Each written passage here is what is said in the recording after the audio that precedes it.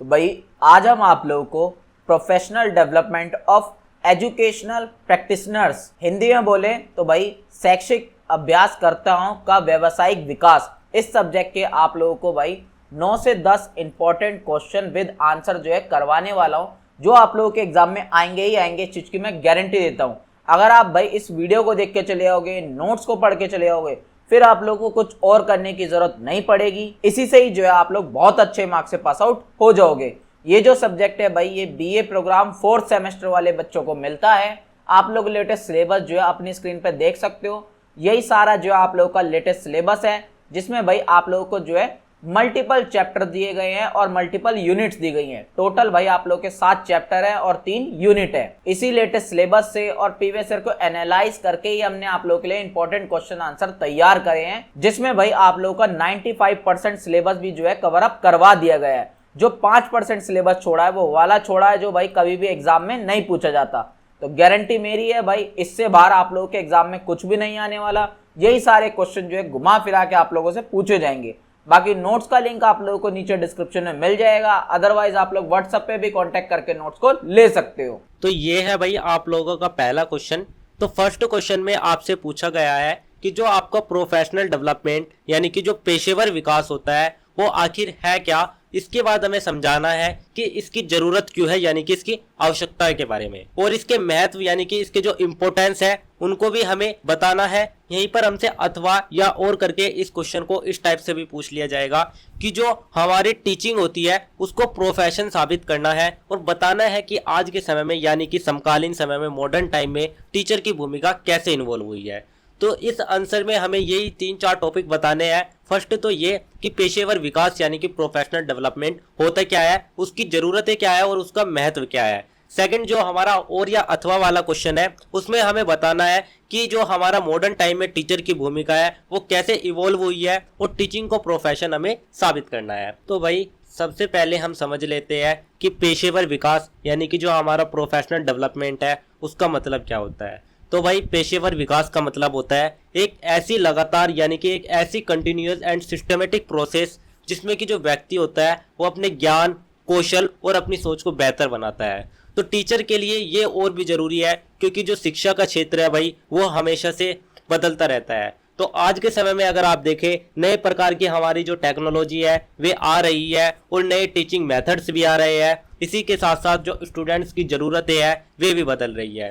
तो इसीलिए जो हमारे टीचर्स हैं उनको भी लगातार सीखते रहना पड़ता है, और इसीलिए जो हमारा पेशेवर विकास यानी कि जो हमारा प्रोफेशनल डेवलपमेंट है वो हमारे शिक्षकों के लिए बहुत ही ज़्यादा इंपॉर्टेंट हो जाता है। तो यही रीज़न है भाई, जो हमारा पेशेवर विकास है यानी कि जो हमारा प्रोफेशनल डेवलपमेंट है वो हमारे एजुकेशनल सिस्टम का एक अनिवार्य अंग भी माना जाता है। तो भाई ये तो हमने समझा कि पेशेवर विकास आखिर होता क्या है। तो सबसे पहले हम समझ लेते हैं the concept of professional development यानी कि पेशेवर विकास की अवधारणाओं को लेके, जिसमें हमारा सबसे फर्स्ट पॉइंट जो आता है वो आता है a process of continuous and life long learning, यानी कि जो हमारा निरंतर और आजीवन सीखने की प्रक्रिया है उसको लेकर।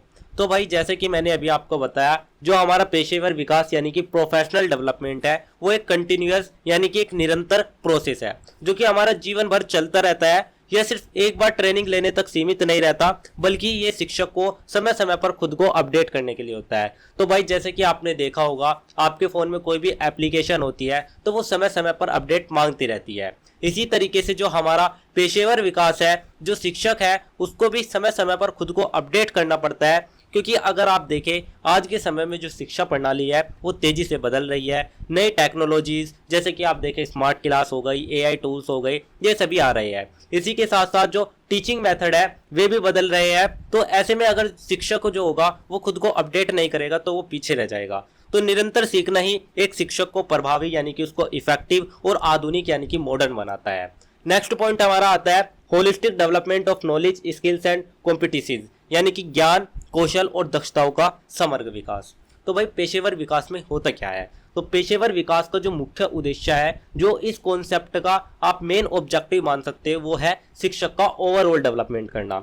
यानी कि सिर्फ उसका ज्ञान बढ़ाना ही नहीं, बल्कि उसको एक अच्छा टीचर सिर्फ नॉलेज तक ही ना रखकर, बल्कि एक उसमें शिक्षण कौशल और जिसे हम टीचिंग स्किल्स कहते हैं, तकनीकी दक्षता जैसे कि आप देखें टेक्निकल स्किल्स हो गई, संचार कौशल, कम्युनिकेशन स्किल्स, कक्षा प्रबंधन, क्लासरूम मैनेजमेंट, ये सब उसको सिखाया जाता है। तो भाई आप एक उदाहरण के माध्यम से समझिएगा, अगर टीचर को टेक्नोलॉजी का ज्ञान है तो वह पीपीटी, वीडियोस, स्मार्ट बोर्ड का यूज करके पढ़ाई को ज्यादा इंटरेस्टिंग बना सकता है। तो इसीलिए हम कहते हैं कि जो हमारा पेशेवर विकास यानी कि जो प्रोफेशनल डेवलपमेंट है वो शिक्षक को मल्टी स्किल भी बनाता है। नेक्स्ट पॉइंट आता है a process of self assessment and self improvement, यानी कि ये खुद का एक तरीके से अपने आप को मूल्यांकन करने की प्रक्रिया भी मानी जाती है। तो जो प्रोफेशनल डेवलपमेंट है यानी कि जो पेशेवर विकास है वो एक महत्वपूर्ण भाग है आत्म मूल्यांकन, जिसे हम सेल्फ असेसमेंट भी कहते हैं। तो इसमें क्या होता है, इसमें शिक्षक अपने पढ़ाने के तरीके का विश्लेषण करता है।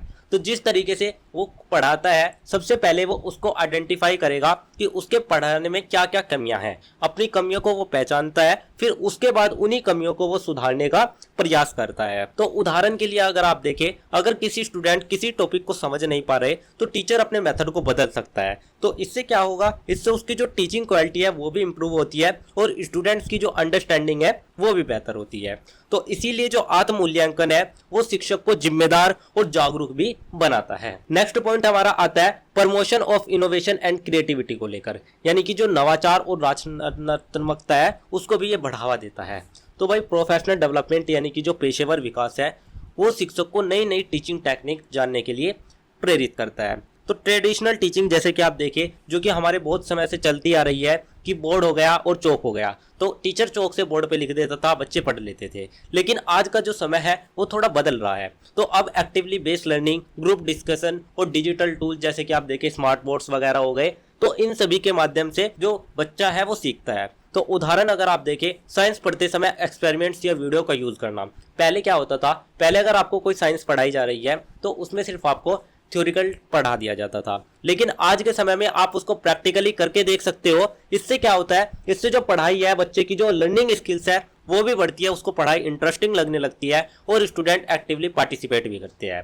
तो नवाचार से जो शिक्षा है वो एक तरीके से आकर्षक और प्रभावी भी बन जाती है। नेक्स्ट पॉइंट आता है development of professional ethics and responsibility, यानी कि व्यावसायिक नैतिकता और उत्तरदायित्व का विकास को लेकर। तो भाई जैसे कि आप सभी जानते हैं जो हमारे टीचर्स यानी कि जो हमारे शिक्षक होते हैं वे समाज के एक आदर्श व्यक्ति होती है। तो इसीलिए उनके अंदर बहुत सारे नैतिक मूल्य यानी कि जो हमारी इथिकल वैल्यूज, मोरल वैल्यूज होती है, अनुशासन जो कि एक मेन भाग होता है एक शिक्षक का, जिम्मेदारी, रिस्पॉन्सिबिलिटी, ये सभी होना उसके पास बहुत ज़्यादा जरूरी है। तो इसीलिए जो प्रोफेशनल डेवलपमेंट है वो शिक्षक में कर्तव्य निष्ठा को बढ़ाता है और उसे अपने काम के प्रति सजग बनाता है और छात्रों के प्रति संवेदनशील बनाता है।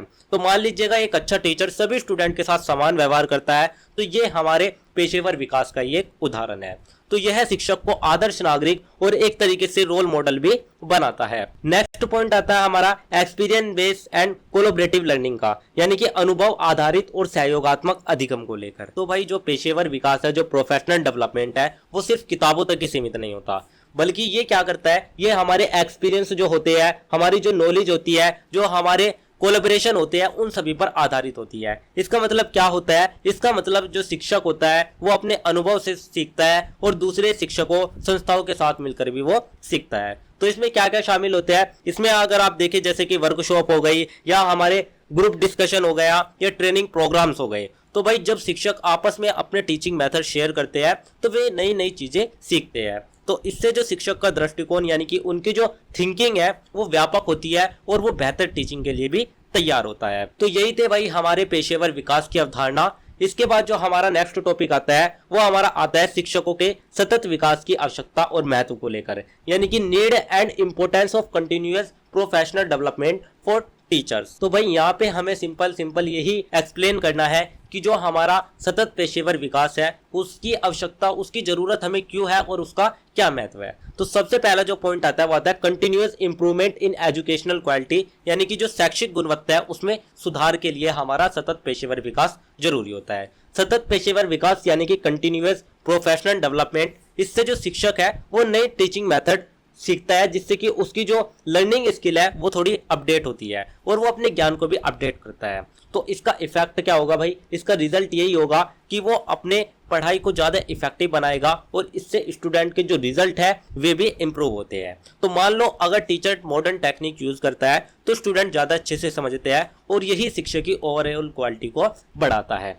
नेक्स्ट पॉइंट हमारा आता है अडोप्टिंग ऑफ टेक्नोलॉजिकल चेंजेस, यानी कि तकनीकी परिवर्तनों के साथ सामंजस्य स्थापित करना। तो भाई पहले क्या होता था, जो हमारा ट्रेडिशनल टाइम था उसमें चौक और बोर्ड वाला सिस्टम था और उसमें किसी भी तरीके का कोई क्वेश्चनिंग नहीं होती थी। लेकिन आज का जो समय है वो एजुकेशनल सिस्टम को टेक्नोलॉजी बेस्ड बना दिया है। तो इन आज के समय में जो टेक्नोलॉजी ड्राइवन है वो हमें देखने को मिलता है। जैसे कि आप देखिए आज के समय में आपको ऑनलाइन टीचिंग देखने को मिलेगी, स्मार्ट बोर्ड, डिजिटल बोर्ड्स, ये सभी देखने को मिलते हैं। तो इसीलिए टीचर को भी टेक्नोलॉजी सीखना जरूरी है, क्योंकि जो प्रोफेशनल डेवलपमेंट है वही टीचर को टेक फ्रेंडली बनाता है और उसे जो मॉडर्न टूल्स हो गए जैसे कि डिजिटल बोर्ड हो गया, एआई टूल्स हो गए, इन सभी का यूज करना भी वो सिखाता है, ताकि जो टीचिंग मॉडर्न है वो प्रभावी बन सके और समय अनुकूल भी बनती रहे। नेक्स्ट पॉइंट हमारा आता है understanding the needs of diverse lessons, यानी कि जो विविध विद्यार्थी होती है उनकी आवश्यकताओं को समझना। तो भाई हर किसी का एक ही मेन ऑब्जेक्टिव नहीं होता, हर स्टूडेंट अलग अलग होता है। किसी की लर्निंग स्पीड कैपेबिलिटी थोड़ी ज़्यादा होती है, किसी की थोड़ी कम होती है और किसी की रुचि अलग होती है। यानी कि हर प्रकार के विद्यार्थियों की जो आवश्यकता होती है उसको समझना पड़ता है। तो प्रोफेशनल डेवलपमेंट टीचर को ही सिखाता है कि वो किस तरीके से स्टूडेंट को हैंडल कर सके, स्टूडेंट को समझ सके और उसी के अनुसार वो टीचिंग करवा सके। तो इससे जो हमारा समावेशी एजुकेशन है वो भी बढ़ती है और साथ साथ जो सभी स्टूडेंट हैं उनको बराबरी का अवसर भी मिल जाता है। तो यह जो स्टूडेंट है सेंटेंस टीचिंग को भी बढ़ावा देता है। नेक्स्ट पॉइंट आता है enhancing professional confidence and competence, यानी कि जो व्यावसायिक आत्मविश्वास और दक्षता है उसमें भी ये वृद्धि करता है। किस तरीके से भाई, जब टीचर नई स्किल सीखेगा तो उसका जो कॉन्फिडेंस है वो भी बढ़ने लगता है और वो अपने बेहतर से बेहतर तरीके से पढ़ाने लगता है। तो वह समस्याओं का समाधान आसानी से करने लगता है, नई सिचुएशंस को हैंडल करने लगता है, जिससे कि शिक्षक को कौशल और आत्मविश्वासी भी बना दिया जाता है। नेक्स्ट पॉइंट आता है adopting innovating teaching methods and practice को लेकर, यानी कि जो नवीन शिक्षण विधियां है और नवाचार है उनको भी शिक्षक को अपनाना होता है। तो भाई प्रोफेशनल डेवलपमेंट टीचर को नए मेथड्स अपनाने के लिए प्रेरित करता है, जैसे कि एक्टिवली बेस्ड लर्निंग हो गई या हमारे प्रोजेक्ट बेस्ड लर्निंग हो गई, इसी तरीके से डिस्कशन मेथड हो गए। तो इससे क्या होता है भाई, इससे जो क्लास है वो थोड़ी इंटरेस्टिंग बनने लगती है और स्टूडेंट एक्टिवली पार्टिसिपेट करने लगते हैं, वे बोर नहीं होते। तो टीचिंग ज़्यादा इंटरैक्टिव और इंगेजिंग भी बनने लगती है। नेक्स्ट एंड लास्ट पॉइंट आता है opportunities for career advancement and leadership, यानी कि करियर उन्नति और नेतृत्व के आंसर। तो भाई पहले क्या होता था, पहले ऐसा होता था कि बस पढ़ लेते थे लेकिन करियर की कोई टेंशन ही नहीं थी। तो पेशेवर विकास जो है वो टीचर के करियर ग्रोथ में भी मदद करता है। इससे क्या होता है, इससे जो टीचर है वो प्रिंसिपल, एजुकेशनल ऑफिसर, ट्रेनर, इन बहुत सारे पदों तक पहुंच सकता है। यानी कि वो बच्चों का फ्यूचर तो बनाता है, साथ ही साथ अपना फ्यूचर को भी आगे बढ़ाता रहता है। इसी के साथ साथ ही वो लीडरशिप स्किल्स भी डेवलप करता है और यही टीचर्स को करियर में आगे बढ़ने के अवसर देता है। तो यही थे भाई हमारे कुछ पॉइंट्स पेशेवर विकास की आवश्यकता और महत्व के, जो कि मैंने आपको बता दिए। अब हम बात कर लेते हैं शिक्षक को पेशेवर मानने के आधार और उसके समर्थन, यानी कि grounds of consider teaching a profession and arguments in its support के बारे में। तो भाई इसमें हमारा जो सबसे पहला पॉइंट आता है वो हमारा आता है requirement for specialised knowledge and training को लेकर, यानी कि विशेष ज्ञान और प्रशिक्षण की अनिवार्यता को लेकर। तो भाई किसी भी प्रोफेशन की, यानी कि किसी भी पेशेवर की जो पहली पहचान होती है वो होती है स्पेशल नॉलेज और ट्रेनिंग को लेकर। तो इसी तरीके से हमारी जो टीचिंग है उसमें भी होता है, टीचिंग में भी शिक्षक को अपने सब्जेक्ट का गहरा ज्ञान होता है। तो साथ ही उससे जो शिक्षण विधियां जिसे हम पेडागोजी भी कहते हैं उसकी भी समझ होनी चाहिए। इसीलिए वो बीएड, डीएलएड जैसे प्रोफेशनल ट्रेनिंग उसके लिए जरूरी होती है। तो बिना ट्रेनिंग के जो शिक्षक है वो स्टूडेंट को सही तरीके से गाइड नहीं कर सकता। मान लीजिएगा आप एक एग्जाम्पल के माध्यम से समझिएगा, एक मैथ टीचर्स को सिर्फ फॉर्मूला नहीं बल्कि उसे समझाने का तरीका भी आना चाहिए, क्योंकि जब तक वो फॉर्मूला को समझाएगा नहीं तब तक स्टूडेंट के माइंड में वो फॉर्मूला याद नहीं होगा। तो विशेष ज्ञान और प्रशिक्षण की आवश्यकता टीचिंग को एक प्रोफेशनल फील्ड भी बनाती है। नेक्स्ट पॉइंट आता है हमारा attach to a code ethics and values, यानी कि नैतिक आचार संहिता और मूल्यों का पालन। तो भाई हर प्रोफेशंस की अपनी एक कोड ऑफ इथिक्स जिसे हम आचार संहिता भी कहते हैं वो होती है और टीचिंग में ये एक बहुत ही ज़्यादा महत्वपूर्ण हो जाती है, जो कि शिक्षक को एक तरीके से डिसिप्लिन में रखना सिखाती है और उसको ईमानदार, निष्पक्ष और अनुशासित भी बनाती है। तो भाई उसे सभी छात्रों के साथ समान व्यवहार करना चाहिए, किसी प्रकार का भेदभाव नहीं करना चाहिए। ये सभी हमारा प्रोफेशनल डेवलपमेंट सिखाता है। तो मान लो अगर टीचर किसी स्टूडेंट के फेवर करता है तो वो उसके प्रोफेशनल इथिक्स के खिलाफ है, यानी कि उच्च नैतिक मूल्य टीचिंग को सम्मानजनक और जिम्मेदार प्रोफेशन भी बनाते हैं। नेक्स्ट पॉइंट आता है responsibility and contribution to society, यानी कि समाज के प्रति उत्तरदायित्व और योगदान को लेकर। तो भाई जैसे कि आप सभी जानते हैं जो टीचर्स होते हैं वे एक बहुत ही महत्वपूर्ण रोल प्ले करते हैं हमारी सोसाइटी, हमारे समाज के अंदर। तो शिक्षक छात्रों के ज्ञान का विकास तो करता ही है, साथ ही उनके जो चरित्र होते हैं, उनके जो पर्सनैलिटी होती है, मोरल कंपास होते हैं, उनका भी निर्माण करता है और उन्हें एक अच्छा नागरिक बनाता है। तो इसीलिए टीचर को नेशन बिल्डर भी कहा जाता है, क्योंकि एक अच्छा टीचर स्टूडेंट में ईमानदारी, जिम्मेदारी और सामाजिक मूल्यों को भी विकसित करता है। तो समाज के प्रति ये जो उत्तरदायित्व है ये टीचर को और ज्यादा महत्वपूर्ण प्रोफेशन यानी कि और ज्यादा पेशेवर के रूप में विकसित करता है। नेक्स्ट पॉइंट आता है autonomy and decision making authority, यानी कि स्वायत्तता और निर्णय लेने की क्षमता को भी ये बढ़ावा देता है। तो भाई प्रोफेशन में व्यक्ति को अपने काम में कुछ स्वतंत्रता मिलती है, यानी कि जो टीचिंग होता है, टीचिंग में क्या होता है, टीचर को कोई भी प्रेशर नहीं होता कि उसको उसी मेथड में पढ़ाना है। तो क्योंकि शिक्षक जो होता है वो अपनी टीचिंग मेथड चुन सकता है, इसी के साथ साथ वो क्लासरूम एक्टिविटीज जो होती है उनको डिसाइड कर सकता है और छात्रों के अनुसार यानी कि उनकी आवश्यकता के अनुसार उसको बदल भी सकता है। मान लीजिएगा एक जो टीचर है वो पहले चौक बोर्ड पे पढ़ाता था, लेकिन वो अब उसे बेहतर लगने लगा स्मार्ट क्लास, तो वो अब स्मार्ट क्लास से पढ़ाने लगा, उसका यूज करने लगा। साथ ही उसे इंस्टेंट डिसीजन लेने होते हैं, जैसे कि स्टूडेंट की समस्या जो होती है उनका तुरंत समाधान करना। तो एक तरीके से हम कह सकते हैं कि यह ऑटोनोमी टीचिंग को एक इंडिपेंडेंट प्रोफेशन भी बनाती है। नेक्स्ट पॉइंट आता है need for continuous training and development को लेकर, यानी कि सतत प्रशिक्षण और विकास की आवश्यकता। तो भाई कोई भी प्रोफेशन आप लोगे, कहीं पे भी आप जॉब कर रहे हो, कुछ भी कर रहे हो, वहां पर आपको कंटिन्यूअस लर्निंग जरूरी होती है। तो टीचिंग में तो ये और भी ज़्यादा जरूरी हो जाती है, क्योंकि जो शिक्षक है वही नई शिक्षा नीतियों को समझता है और नई टेक्नोलॉजीज वो सीखता है। तो नए टीचिंग मेथड वो अपनाएगा, इसके लिए उसे वर्कशॉप, सेमिनार, टीचिंग प्रोग्राम्स ऐसे बहुत सारे अटेंड करने पड़ते हैं। तो ऑनलाइन एजुकेशन के समय जो टीचर्स हैं उनको डिजिटल टूल सीखने पड़े, ये हमारा कुछ इसी का उदाहरण है। तो यही हमारी लाइफ लॉन्ग लर्निंग टीचिंग को एक डायनेमिक प्रोफेशन भी बनाती है।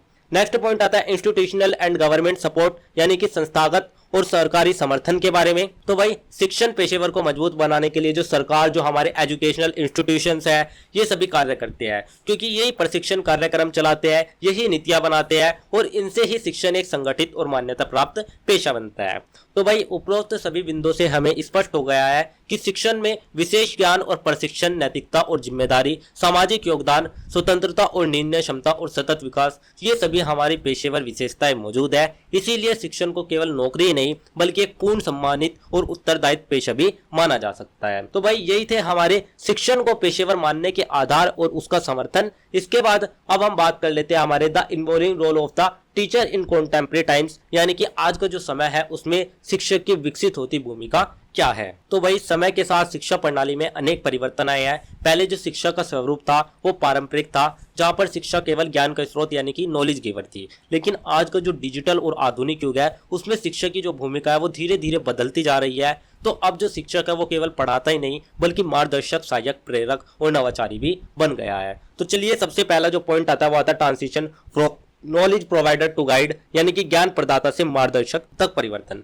तो भाई आप समझिएगा जो हमारा कॉन्टेम्परेरी टाइम है, जो कि आज का समय है, उसमें जो टीचर्स की भूमिका है वो बदल रही है। किस तरीके से? पहले क्या होता था, पहले जो शिक्षक था वो केवल ज्ञान देने वाला था, यानी कि वो एक तरीके से लेक्चरर था और जो छात्र थे वे सुनते थे, किसी भी तरह का कोई डाउट पूछना या बताना या सुनना नहीं होता था। लेकिन आज के समय में जो शिक्षक है उसको आप लेक्चरर कम बोल के मार्गदर्शक यानी कि गाइड या मेंटर जरूर बोलते हो। और आज के जो छात्र है वे भी थोड़े सकीर्य है, यानी कि आज के जो छात्र है वे भी डाउट पूछते हैं, अगर उन्हें कहीं पे कुछ समझ नहीं आ रहा तो वे पूछते हैं। तो इसी तरीके से अब हम कह सकते हैं कि अब जो शिक्षक है, आज के समय में जो शिक्षक है वो विद्यार्थी को खुद सीखने के लिए प्रेरित करता है। इसी के साथ साथ उनकी जो प्रॉब्लम्स होती है उनको रिसोल्व करता है और उनको मार्गदर्शन भी देता है। तो शिक्षक अब लर्निंग प्रोसेस का फैक्टरलेस भी बन गया है, यानी कि वो एक सीखने की प्रक्रिया में भी सहायक रोल निभाता है। नेक्स्ट पॉइंट आता है technological proficiency and the utilisation of digital technology, यानी कि तकनीकी दक्षता और डिजिटल शिक्षण का उपयोगकर्ता के रूप में।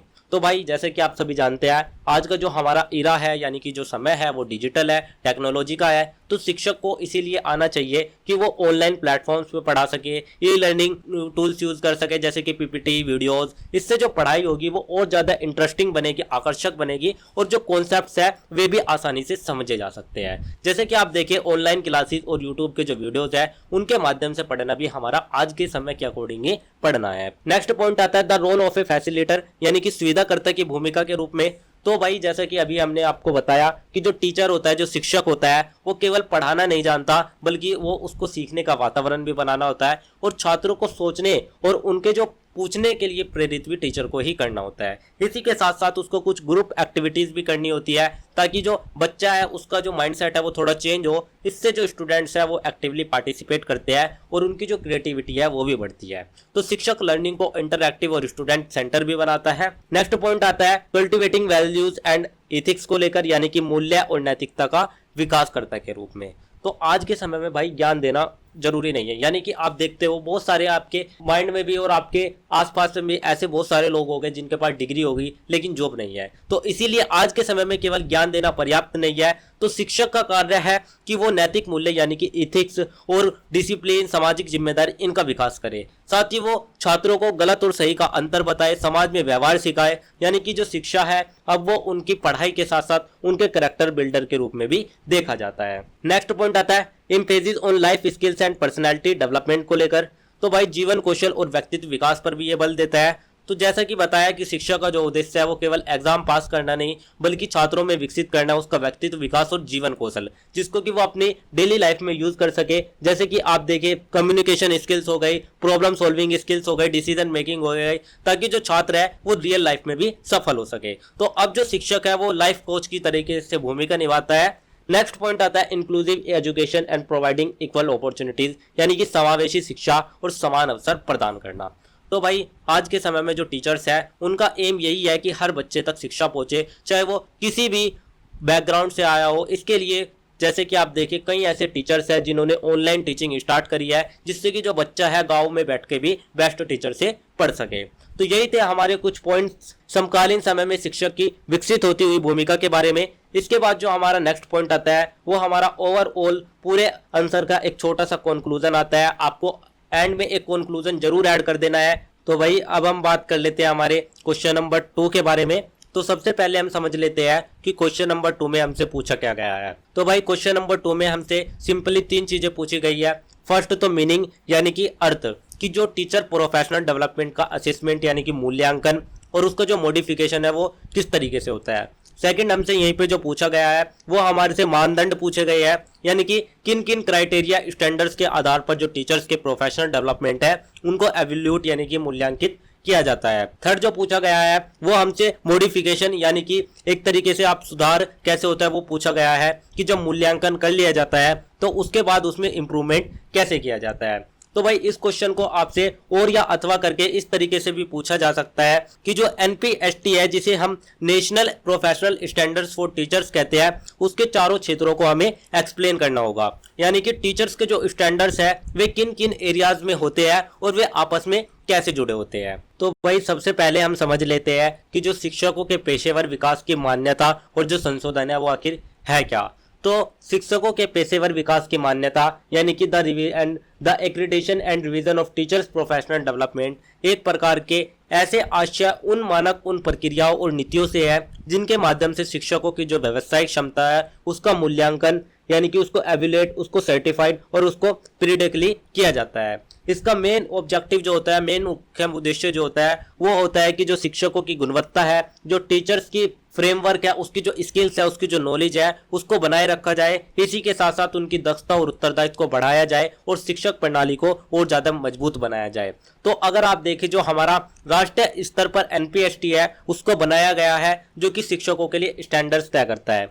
तो ये जो मानदंड होते हैं ये शिक्षक के ज्ञान, उसके कौशल और उसके व्यवहार को ध्यान में रखकर बनाए जाते हैं ताकि उनका जो विकास है वो ओवरऑल विकसित और प्रभावी बन सके। तो इसी प्रक्रिया से जो शिक्षक है वो थोड़ा बेहतर प्रदर्शन दे पाता है और शिक्षा की गुणवत्ता में भी सुधार होता है। सबसे पहले हम बात कर लेते हैं criteria for the recognition and revision of professional development, यानी कि जो पेशेवर विकास की मान्यता और संशोधन है उनके आखिर क्या क्या मानदंड है। जिसमें हमारा सबसे फर्स्ट पॉइंट आता है clear and standardise evaluation system, यानी कि स्पष्ट और मानकीकृत मूल्यांकन प्रणाली को लेकर। तो भाई शिक्षकों के जो पेशेवर विकास की मान्यता है उसके लिए एक स्पष्ट और एक तरीके से मानकीकृत मूल्यांकन प्रणाली होना बहुत जरूरी है, क्योंकि इसमें जो निश्चित मानक होते हैं यानी कि जो स्टैंडर्ड्स होते हैं उनके आधार पर ही शिक्षकों के ज्ञान, कौशल और कार्य प्रदर्शन का मूल्यांकन किया जाता है।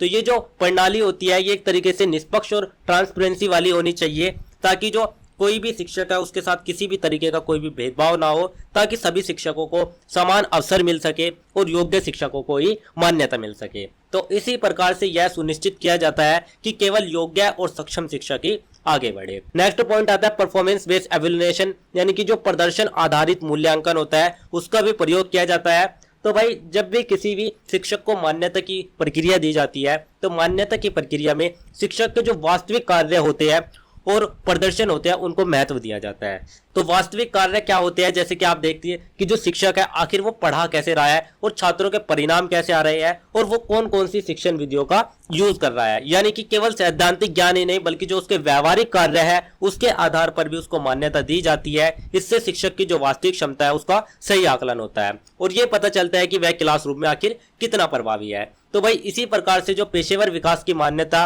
और संशोधन के लिए जो स्पष्ट, निष्पक्ष और प्रदर्शन आधारित मानदंड है वे आवश्यक होते हैं और ये जो मानदंड होते हैं ये शिक्षकों की गुणवत्ता सुनिश्चित करते हैं और उन्हें निरंतर शिक्षा सुधार की दिशा में प्रेरित करते हैं। नेक्स्ट पॉइंट आता है कंटिन्यूअस एंड पेरियोडिक रिवीजन के बारे में, यानी कि सतत और आवधिक संशोधन के बारे में। तो भाई सबसे पहले हम बात करते हैं सतत और आजीवन सीखने के बारे में।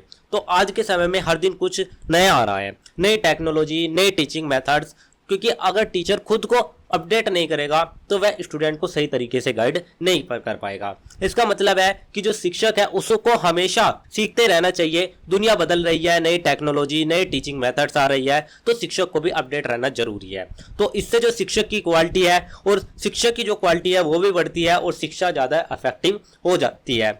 नेक्स्ट पॉइंट आता है opportunities for training and city building के बारे में, यानी कि प्रशिक्षण और क्षमता निर्माण के अवसर के बारे में। तो भाई अब हम बात करते हैं ट्रेनिंग के बारे में। तो टीचर्स को समय समय पर वर्कशॉप और ट्रेनिंग दी जाती है, जैसे कि अगर कोई टीचर डिजिटल टूल सीख लेता है तो वो क्लास को और ज्यादा इंटरेस्टिंग बना सकता है। तो इसीलिए शिक्षकों को वर्कशॉप, ट्रेनिंग और सेमिनार दिए जाते हैं ताकि वे नई चीजें और नई स्किल सीख सके, जिससे कि उन्हें नए टीचिंग आइडियाज मिल सके, नए टीचिंग स्टाइल वे बेहतर बना सके और उनके करियर ग्रोथ की भी बढ़ती है। नेक्स्ट पॉइंट आता है linkage with certification and promotion, यानी कि प्रमाणीकरण और पदोन्नति से जुड़ाव को लेकर। तो भाई अगर कोई टीचर अच्छा काम कर रहा है तो उसके लिए उसे सम्मान मिलना है, ताकि उसका जो कॉन्फिडेंस है वो और ज्यादा बढ़ सके और यही जो कॉन्फिडेंस है वो उसे बेहतर और उससे बेहतर काम करने के लिए मोटिवेट करता है, क्योंकि जब शिक्षक अच्छा काम करता है तो उन्हें पुरस्कार और सम्मान दिया जाता है। इससे उनका जो कॉन्फिडेंस है वो भी बढ़ता है और वे अच्छा काम करने के लिए भी मोटिवेटेड होते हैं। नेक्स्ट पॉइंट आता है कोलैबोरेटिव एंड पार्टिसिपेशनरी अप्रोच को लेकर, यानी कि सहयोगात्मक और सहभागी दृष्टिकोण के बारे में। तो भाई आपने देखा होगा कभी भी जो कोई भी बंदा है वो अकेला काम नहीं करता, इसी तरीके से एक टीचर भी अकेला काम नहीं करता। स्कूल में जो टीचर्स, प्रिंसिपल और बाकी स्टाफ है वे सभी एक साथ मिलकर काम करते हैं। तो जब सब मिलकर काम करते हैं तो प्रॉब्लम्स का सॉल्यूशन भी जल्दी मिल जाता है और जो लर्निंग है वो भी बेटर होती है। इसमें टीचर्स, स्कूल एडमिनिस्ट्रेशन और अन्य लोग मिलकर काम करते हैं ताकि समस्याओं का हल भी जल्दी निकल जाए और आइडियाज शेयर हो जाए और लर्निंग प्रोसेस भी बेहतर बन जाए। तो यही थे भाई कुछ पॉइंट्स हमारे पेशेवर विकास की मान्यता और संशोधन के मानदंड के। इसके बाद जो हमारा नेक्स्ट पॉइंट आता है वो हमारा आता है अंडर एनपीएसटी प्रोफेशनल नॉलेज, यानी कि एनपीएसटी के अंतर्गत पेशेवर ज्ञान आखिर है क्या। तो इसमें सबसे फर्स्ट पॉइंट जो आता है वो आता है in depth and up to date subject matter knowledge, यानी कि विषय वस्तु का ज्ञान एवं अध्यात्मक ज्ञान।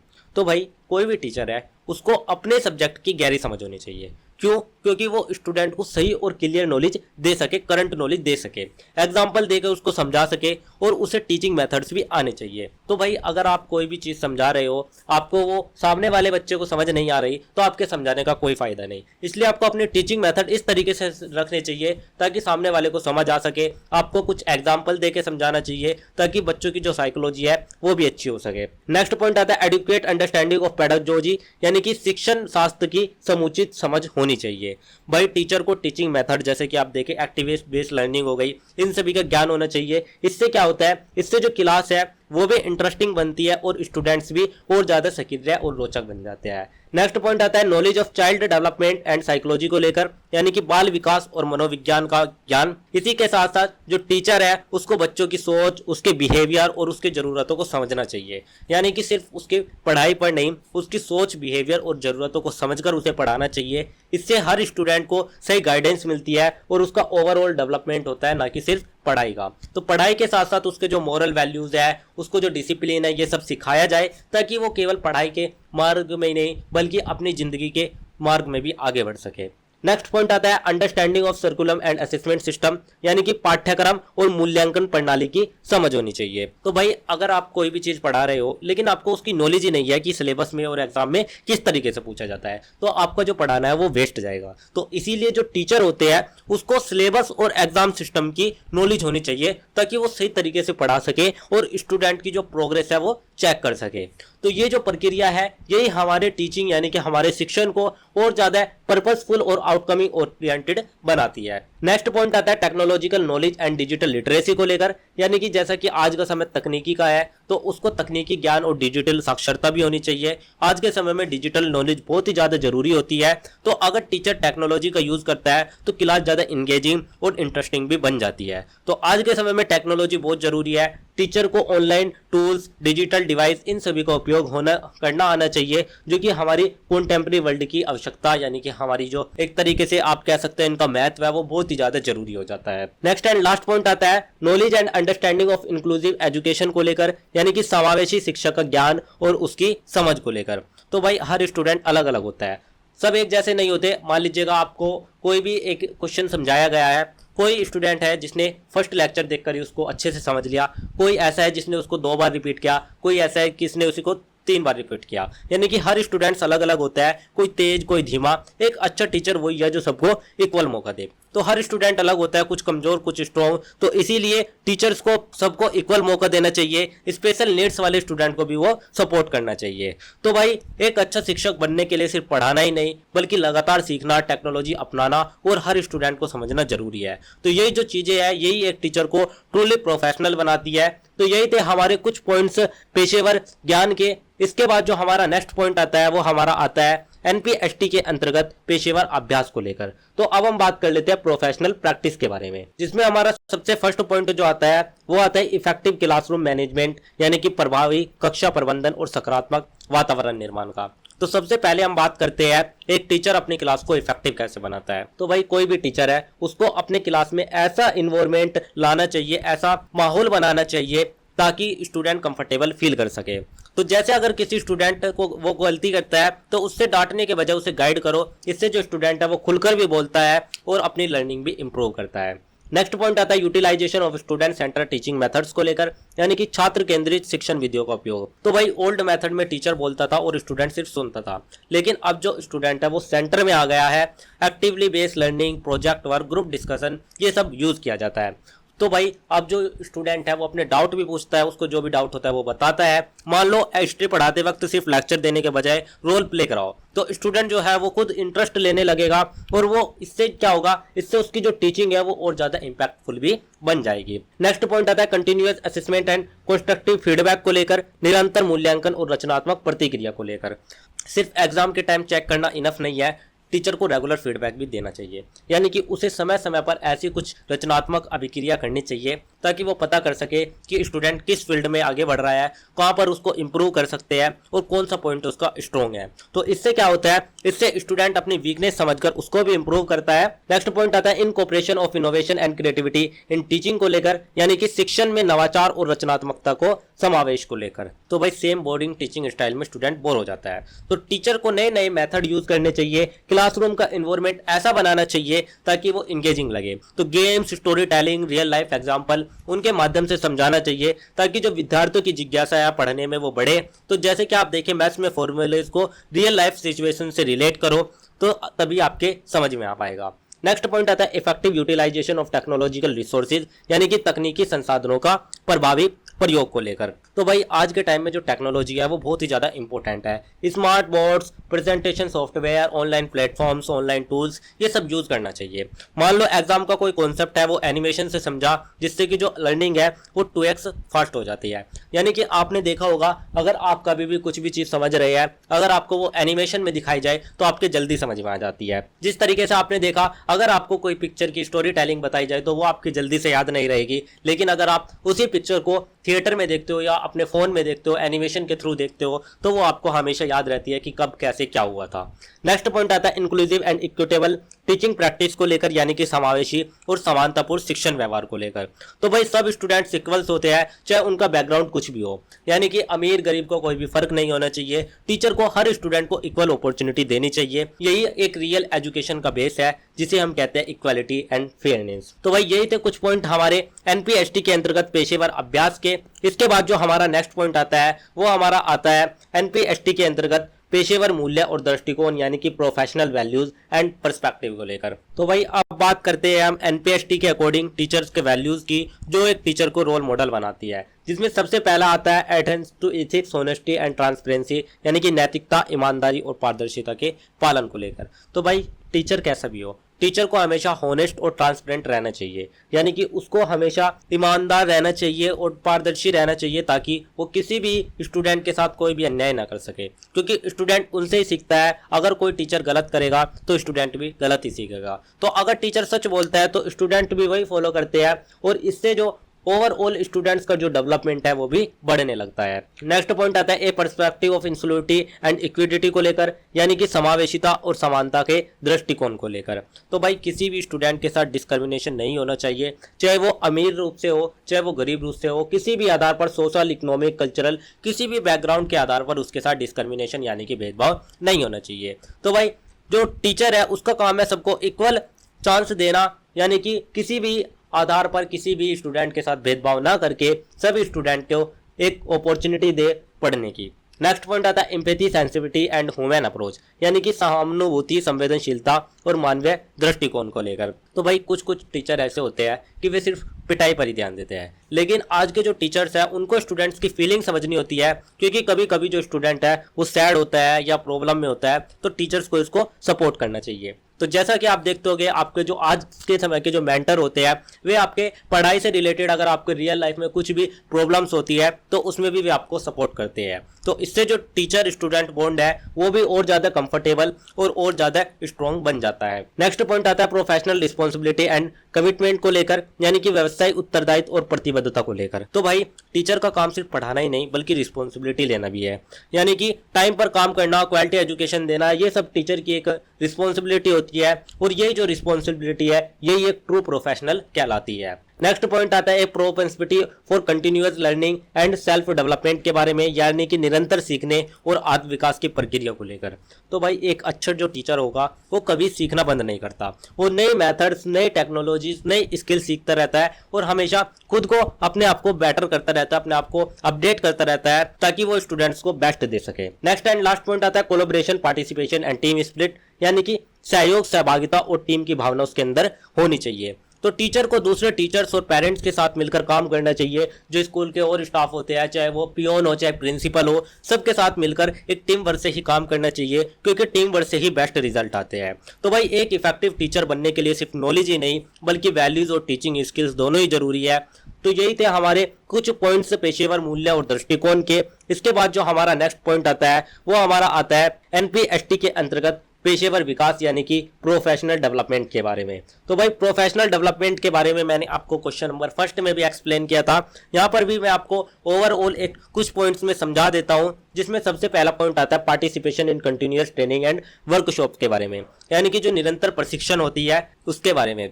तो भाई एक जो अच्छा टीचर होगा वो कभी भी लर्निंग बंद नहीं करेगा, वो वर्कशॉप, एक तरीके से सेमिनार, ट्रेनिंग प्रोग्राम, इन सभी में पार्टिसिपेट करता है, ताकि वो नई नई चीज़ें, नए नए कौशल सीख सके और उसकी जो स्किल्स है भी अप टू डेट होती रहे। मान लीजिएगा अगर न्यू टीचिंग ऐप या एआई टूल्स आता है तो टीचर्स उसको सीखकर क्लास में भी अप्लाई कर सकता है। नेक्स्ट पॉइंट आता है the process of self study and reflection, यानी कि स्व अध्ययन और आत्मचिंतन की प्रक्रिया। तो भाई ऐसा ही नहीं है जो टीचर है उसको सिर्फ बच्चों को ही पढ़ाना है, टीचर को खुद भी पढ़ना और अपने टीचिंग स्टाइल को एनालाइज करना चाहिए। मान लीजिएगा वो कोई भी टॉपिक पढ़ाता है तो उसको समझना चाहिए कि मेरा जो ये टॉपिक पढ़ाया है ये कितने स्टूडेंट को समझ आया, इसमें कहाँ पर इंप्रूवमेंट की जरूरत है। जैसे मेरे स्टूडेंट को ये टॉपिक समझ नहीं आया, मैं इसे बेटर कैसे समझा सकता हूँ, उसके बारे में उसे खुद सोचना चाहिए। और यही जो हैबिट है वो उसे एक better and more competent teacher भी बनाती है। नेक्स्ट पॉइंट आता है प्रमोटिंग रिसर्च एंड इनोवेशन को लेकर, यानी कि अनुसंधान और नवाचार को बढ़ावा देना।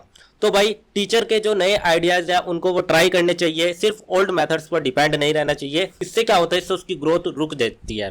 तो ट्रेडिशनल लेक्चर के बजाय जो फ्लिप क्लासरूम मॉडल है उसको यूज किया जाए, जहां पर स्टूडेंट पहले वीडियो देखते हैं और क्लास में डिस्कशन होता है। नेक्स्ट पॉइंट आता है collaborative learning and sharing experience, यानी कि सहयोगात्मक अधिगम और अनुभव साझा करना। तो भाई जो टीचर होते हैं उनको एक तरीके से सहयोगात्मक दिखाना होता है, यानी कि टीचर अकेला नहीं होता, वो दूसरे टीचर्स के साथ मिलकर सीखता है, उनके आइडियाज शेयर करता है, एक्सपीरियंस डिस्कस करता है, ताकि जो टीचरों का अपॉर्चुनिटीज और कलेक्टिव लर्निंग है वो बढ़ सके। तो इससे जो टीम लर्निंग होती है और एजुकेशन सिस्टम है वे दोनों ही स्ट्रॉन्ग होते हैं। नेक्स्ट पॉइंट आता है utilisation of technology and digital advancement को लेकर, यानी कि प्रौद्योगिकी का उपयोग और डिजिटल विकास के बारे में। तो भाई आज का जो समय है वो डिजिटल नॉलेज पे बेस है, तो टीचर को इसीलिए ऑनलाइन कोर्सेज, वेबिनार्स और डिजिटल टूल्स, स्मार्ट बोर्ड्स ये सभी यूज़ करने आने चाहिए। तो जैसे कि आप देखें Google classroom, YouTube lecture, quiz, ये सब लर्निंग को ही इंटरैक्टिव बनाते हैं, जिससे कि जो बच्चा है वो शिक्षा में और ज़्यादा इंटरेस्ट दिखाने लगता है। नेक्स्ट एंड लास्ट पॉइंट आता है career advancement and leadership development को लेकर, यानी कि करियर उन्नति और नेतृत्व विकास को लेकर। तो भाई पहले का क्या जो समय था, पहले जो शिक्षा थी वो सिर्फ नॉलेज के लिए दी जाती थी, लेकिन आज के समय में जो जॉब है वो बहुत ही ज़्यादा जरूरी हो गई है। तो इसीलिए आज जो पढ़ाया जाता है वो ओवरऑल शिक्षा से लेकर उसका जो करियर है, उसकी जो स्किल्स है उनको सिखाने तक होता है। तो प्रोफेशनल डेवलपमेंट में जो टीचर है उसको करियर में आगे बढ़ने का चांस भी मिलता है। जैसे कि आप देखिए पहले वो टीचर था, फिर वो प्रिंसिपल बना, उसके बाद वो एक एजुकेशनल ऑफिसर बना, तो वो लीडरशिप रोल भी प्ले कर सकता है, जैसे कि कोऑर्डिनेटर या प्रिंसिपल के रूप में, और सिस्टम में भी इससे पॉजिटिव चेंजेस वो ला सकता है। तो भाई यही थे हमारे कुछ पॉइंट एनपीएसटी के अंतर्गत पेशेवर विकास के। इसके बाद आपको पूरे आंसर का एक ओवरऑल एक निष्कर्ष ऐड कर देना है सबसे लास्ट में। तो भाई अब हम बात कर लेते हैं हमारे क्वेश्चन नंबर 3 के बारे में। तो क्वेश्चन नंबर 3 में हमसे क्या पूछा गया है, सबसे पहले आप उसको समझ लीजिएगा।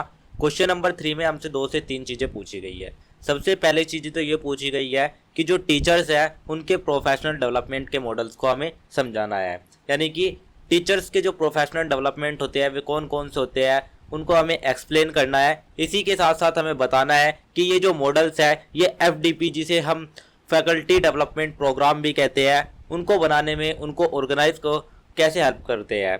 इसी के साथ साथ यहाँ पर हमें किन्हीं 2 मॉडलों को एक्सप्लेन करके भी जस्टिफाई करना है। ओवरऑल हमें 2 टीचिंग डेवलपमेंट मॉडल्स बताने हैं और एक्सप्लेन करने हैं कि उनसे टीचर का जो डेवलपमेंट है वो कैसे होता है और FDP प्लानिंग में उनको कैसे हेल्प मिलती है। इसी क्वेश्चन को आपसे अथवा या और करके इस टाइप से भी पूछा जा सकता है कि जो आपका शिक्षक व्यावसायिक विकास है उसमें विकास और सुधार मॉडल के बारे में आपको बताना है। तो ये जो मॉडल है ये कैसे कंटिन्यूअस लर्निंग, लगातार सीखने को प्रमोट करता है, कैसे टीचर न्यू चेंजेस के अकॉर्डिंग अडॉप्ट करते हैं, वो सभी आपको बताना है। और ये भी बताना है कि कौन कौन सी ऐसी स्ट्रेटजीज है और रिसोर्सेज यूज होते हैं, जैसे कि teacher collaboration, सर्कुलम development, teaching innovation. Overall आपको एक मॉडल डेवलपमेंट एंड इम्प्रूवमेंट को डिटेल में एक्सप्लेन करना है और बताना है कि टीचर्स कैसे कंटिन्यूसली इम्प्रूव करते हैं। तो यही 2 से 3 चीजें हमें अपने पूरे आंसर में बतानी है। तो चलिए सबसे पहले हम समझ लेते हैं कि जो प्रोफेशनल डेवलपमेंट यानी कि पेशेवर विकास होता है उनके मॉडल्स क्या होते हैं। तो प्रोफेशनल डेवलपमेंट मॉडल्स का मतलब है ऐसे स्ट्रक्चर तरीके जिन्हें टीचर्स अपने नॉलेज और अपने स्किल्स और टीचिंग एटीट्यूड को इम्प्रूव कर सके। तो ये जो मॉडल्स होते हैं स्टूडेंट, ये टीचर को हेल्प करते हैं नए एजुकेशन चेंज करने के अकॉर्डिंग अडॉप्ट होने में, इसी के साथ साथ टीचिंग को ज़्यादा इफेक्टिवनेस बनाने में और स्टूडेंट को बेटर रिजल्ट देने में। तो इसी बारे में जो हमारा FDP है यानी कि जो हमारा फैकल्टी डेवलपमेंट प्रोग्राम है वो भी डिज़ाइन किया जाता है। तो FDP क्या होता है भाई? FDP आपका एक ऐसा प्रोग्राम है जो कि ये समझने में मदद करता है कि किस प्रकार से प्रशिक्षण को और ज़्यादा हम प्रासंगिक बना सकते हैं। तो चलिए सबसे पहले हम बात कर लेते हैं हमारे विकास और सुधार मॉडल के बारे में, यानी कि डेवलपमेंट एंड इम्प्रूवमेंट मॉडल के बारे में। तो विकास और सुधार मॉडल में जो हमारा फर्स्ट पॉइंट आता है वो हमारा आता है emphasis on continuous learning and life long growth, यानी कि निरंतर लगातार सीखने और आजीवन विकास पर बल को लेकर। तो भाई ये जो हमारा मॉडल है, इस मॉडल का जो बेस है वो है लर्निंग कभी रुकनी नहीं चाहिए। यानी कि ये जो मॉडल है ये कहता है कि हमेशा लर्निंग यानी कि सीखने की जो प्रक्रिया है वो निरंतर चलती रहनी चाहिए। यानी कि टीचर को सिर्फ एक बार ट्रेनिंग लेकर नहीं रुकना चाहिए, बल्कि टाइम के साथ साथ वो अपने आप को खुद को धीरे धीरे इम्प्रूव करता रहे, अपनी स्किल्स को अपडेट करता रहे। तो आप एक एग्जांपल के माध्यम से समझिएगा। मान लीजिएगा न्यू सिलेबस या एनईपी आने पर जो टीचर था वो अपनी टीचिंग स्टाइल चेंज करता है। तो इसी तरीके से एक जो टीचर है उसको समय के साथ साथ खुद की स्किल्स और खुद के जो पढ़ाने के तरीके हैं उसको अपडेट करते रहना चाहिए। नेक्स्ट पॉइंट आता है self assessment and reflective practice को लेकर, यानी कि आत्म मूल्यांकन और चिंतनशील अभ्यास को लेकर। तो भाई आत्म मूल्यांकन क्या होता है? आत्म मूल्यांकन ये होता है, मान लीजिएगा कोई टीचर पढ़ा रहा है तो उसको पहले खुद को आत्म मूल्यांकन करना पड़ेगा कि जो उसने पढ़ाया है वो बच्चों को समझ भी आया है, कितना समझ आया है, कहाँ पर इंप्रूवमेंट की जरूरत है और वो उसको कैसे बेटर बना सकता है। तो भाई इसी तरीके से टीचर अपने आप से क्वेश्चन करता है कि क्या स्टूडेंट को समझ आ रहा है, और इसी तरीके से वो अपनी टीचिंग को एनालाइज करता है, और एनालाइज करने के बाद वो अपनी टीचिंग को एनालाइज करने के बाद फीडबैक लेता है और उसकी जो भी वीकनेस या फिर कोई भी मिस्टेक्स होती है उनको इम्प्रूव करता है। तो ओवरऑल हम कह सकते हैं ये जो प्रोसेस है ये टीचर को और ज़्यादा स्मार्ट और उसको और ज़्यादा इफेक्टिव और एम्पैथिक बनाता है।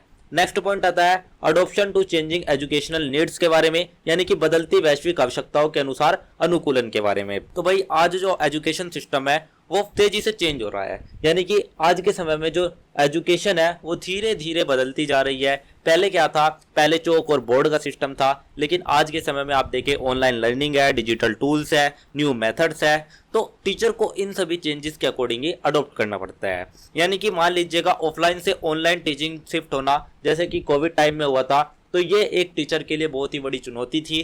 तो ये जो अनुकूलन है ये समय के साथ साथ टीचर को रेलिवेंट बना देता है, उसको प्रासंगिक बना देता है। नेक्स्ट पॉइंट आता है promotion of teacher collaboration and collective learning को लेकर, यानी कि जो शिक्षक सहयोग है और अधिगम है उसके प्रोत्साहन को लेकर।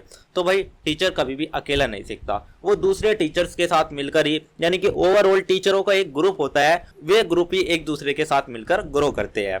तो इसके लिए बहुत से ऐसे वर्कशॉप चलाए जाते हैं, ग्रुप डिस्कशन होते हैं, आइडिया शेयरिंग होती है, जिससे कि जो टीचिंग है वो इम्प्रूव होती है। इसी के साथ साथ जो नए विचार है, न्यू आइडियाज है, वे भी इम्प्रूव होते हैं, पढ़ाने के नए नए तरीके इम्प्रूव होते हैं, ताकि जो क्वालिटी है टीचिंग की वो बहुत ज्यादा अच्छी हो जाती है। नेक्स्ट पॉइंट आता है curriculum development and innovation in teaching, यानी कि पाठ्यक्रम विकास और शिक्षण में नवाचार को लेकर। तो भाई इस मुझे जो हमारा मॉडल है विकास और सुधार मॉडल, इसमें टीचर सिर्फ सिलेबस फॉलो नहीं करता बल्कि उनसे इनोवेशन भी लाता है। यानी कि जो भी टीचर, आप मान लीजिएगा अगर कोई टीचर है वो सिर्फ सिलेबस ही पढ़ाएगा, बाहर की दुनिया कोई इनोवेशन नहीं कराएगा, तो उसका कोई फायदा नहीं है। इसीलिए जो ये टीचर होते हैं, इसमें जो टीचर है वो new teaching methods, activities, real life example, इन सभी के माध्यम से बच्चों को पढ़ाते हैं, जिससे कि जो लर्निंग है वो और ज्यादा इंटरेस्टिंग और इफेक्टिव भी हो जाती है। तो यही जो प्रक्रिया है, यही जो हमारी अप्रोच है, यही टीचिंग बियॉन्ड को आगे ले जाती है, पारंपरिक सीमाओं से आगे ले जाती है। नेक्स्ट पॉइंट हमारा आता है effective utilisation of resources and technological tools, यानी कि संसाधनों और तकनीकी साधनों का प्रभावी उपयोग को लेकर। तो भाई आज का जो टाइम है वो टेक्नोलॉजी का टाइम है, यानी कि आज के समय में रिसोर्सेज और टेक्नोलॉजी ये दोनों मिलकर ही काम करते हैं। आज के टाइम में टेक्नोलॉजी के बिना जो टीचिंग है उसको इनकम्प्लीट माना जाता है। इसीलिए जो टीचर है उसको डिजिटल यूज करना आना चाहिए, जैसे कि ई प्लेटफॉर्म्स हो गए, ई लर्निंग मटेरियल्स हो गए, डिजिटल प्लेटफॉर्म्स हो गए, स्मार्ट क्लास हो गई। इससे क्या होता है भाई, इससे टीचिंग मॉडर्न और इंगेजिंग भी बनने लगती है। इसी के साथ साथ ये जो शिक्षक है ये आधुनिक शिक्षा के कदम, यानी कि जो हमारी मॉडर्न एजुकेशन होती है उसकी ओर भी बच्चों को ले जाता है। तो यही थे हमारे कुछ पॉइंट विकास और सहयोगात्मक मॉडल, विकास मॉडल के। इसके बाद हमारा जो नेक्स्ट पॉइंट आता है वो हमारा आता है सहयोगात्मक मॉडल के बारे में। तो अब हम बात कर लेते हैं हमारे कोलैबोरेटिव मॉडल के बारे में, जिसमें हमारा जो फर्स्ट पॉइंट आता है वो आता है ए रोब्यूस्ट प्रोसेस ऑफ पीर लर्निंग, यानी कि सहकर्मी अधिगम की सशक्त प्रक्रिया को लेकर। तो भाई ये जो हमारा मॉडल है ये कहता है कि कोई भी टीचर अकेला नहीं सीख सकता, उसको अपने सहकर्मी यानी कि एक तरीके से पार्टनर की जरूरत होती है। तो टीचर एक दूसरे के साथ मिलकर ही सीखते हैं और इसी के साथ साथ वे अपनी स्ट्रेटेजीज, अपने पर्सपेक्टिव, अपने एक्सपीरियंस शेयर करते हैं, ताकि एक टीचर से दूसरा टीचर भी सीख सके। तो ये जो हमारी प्रक्रिया होती है, ये जो प्रोसेस होता है, ये केवल ज्ञान लेने के लिए नहीं बल्कि एक दूसरे से प्रेरणा लेने के लिए भी बना हुआ है। मान लीजिएगा एक टीचर अपनी क्लास में यूज की गई एक्टिविटी दूसरे टीचर्स को बताता है, तो इससे क्या होता है, इससे सबका नॉलेज भी बढ़ता है और अगर वो एक्टिविटी अच्छी लगती है तो दूसरा टीचर भी उसी एक्टिविटी को अप्लाई करता है।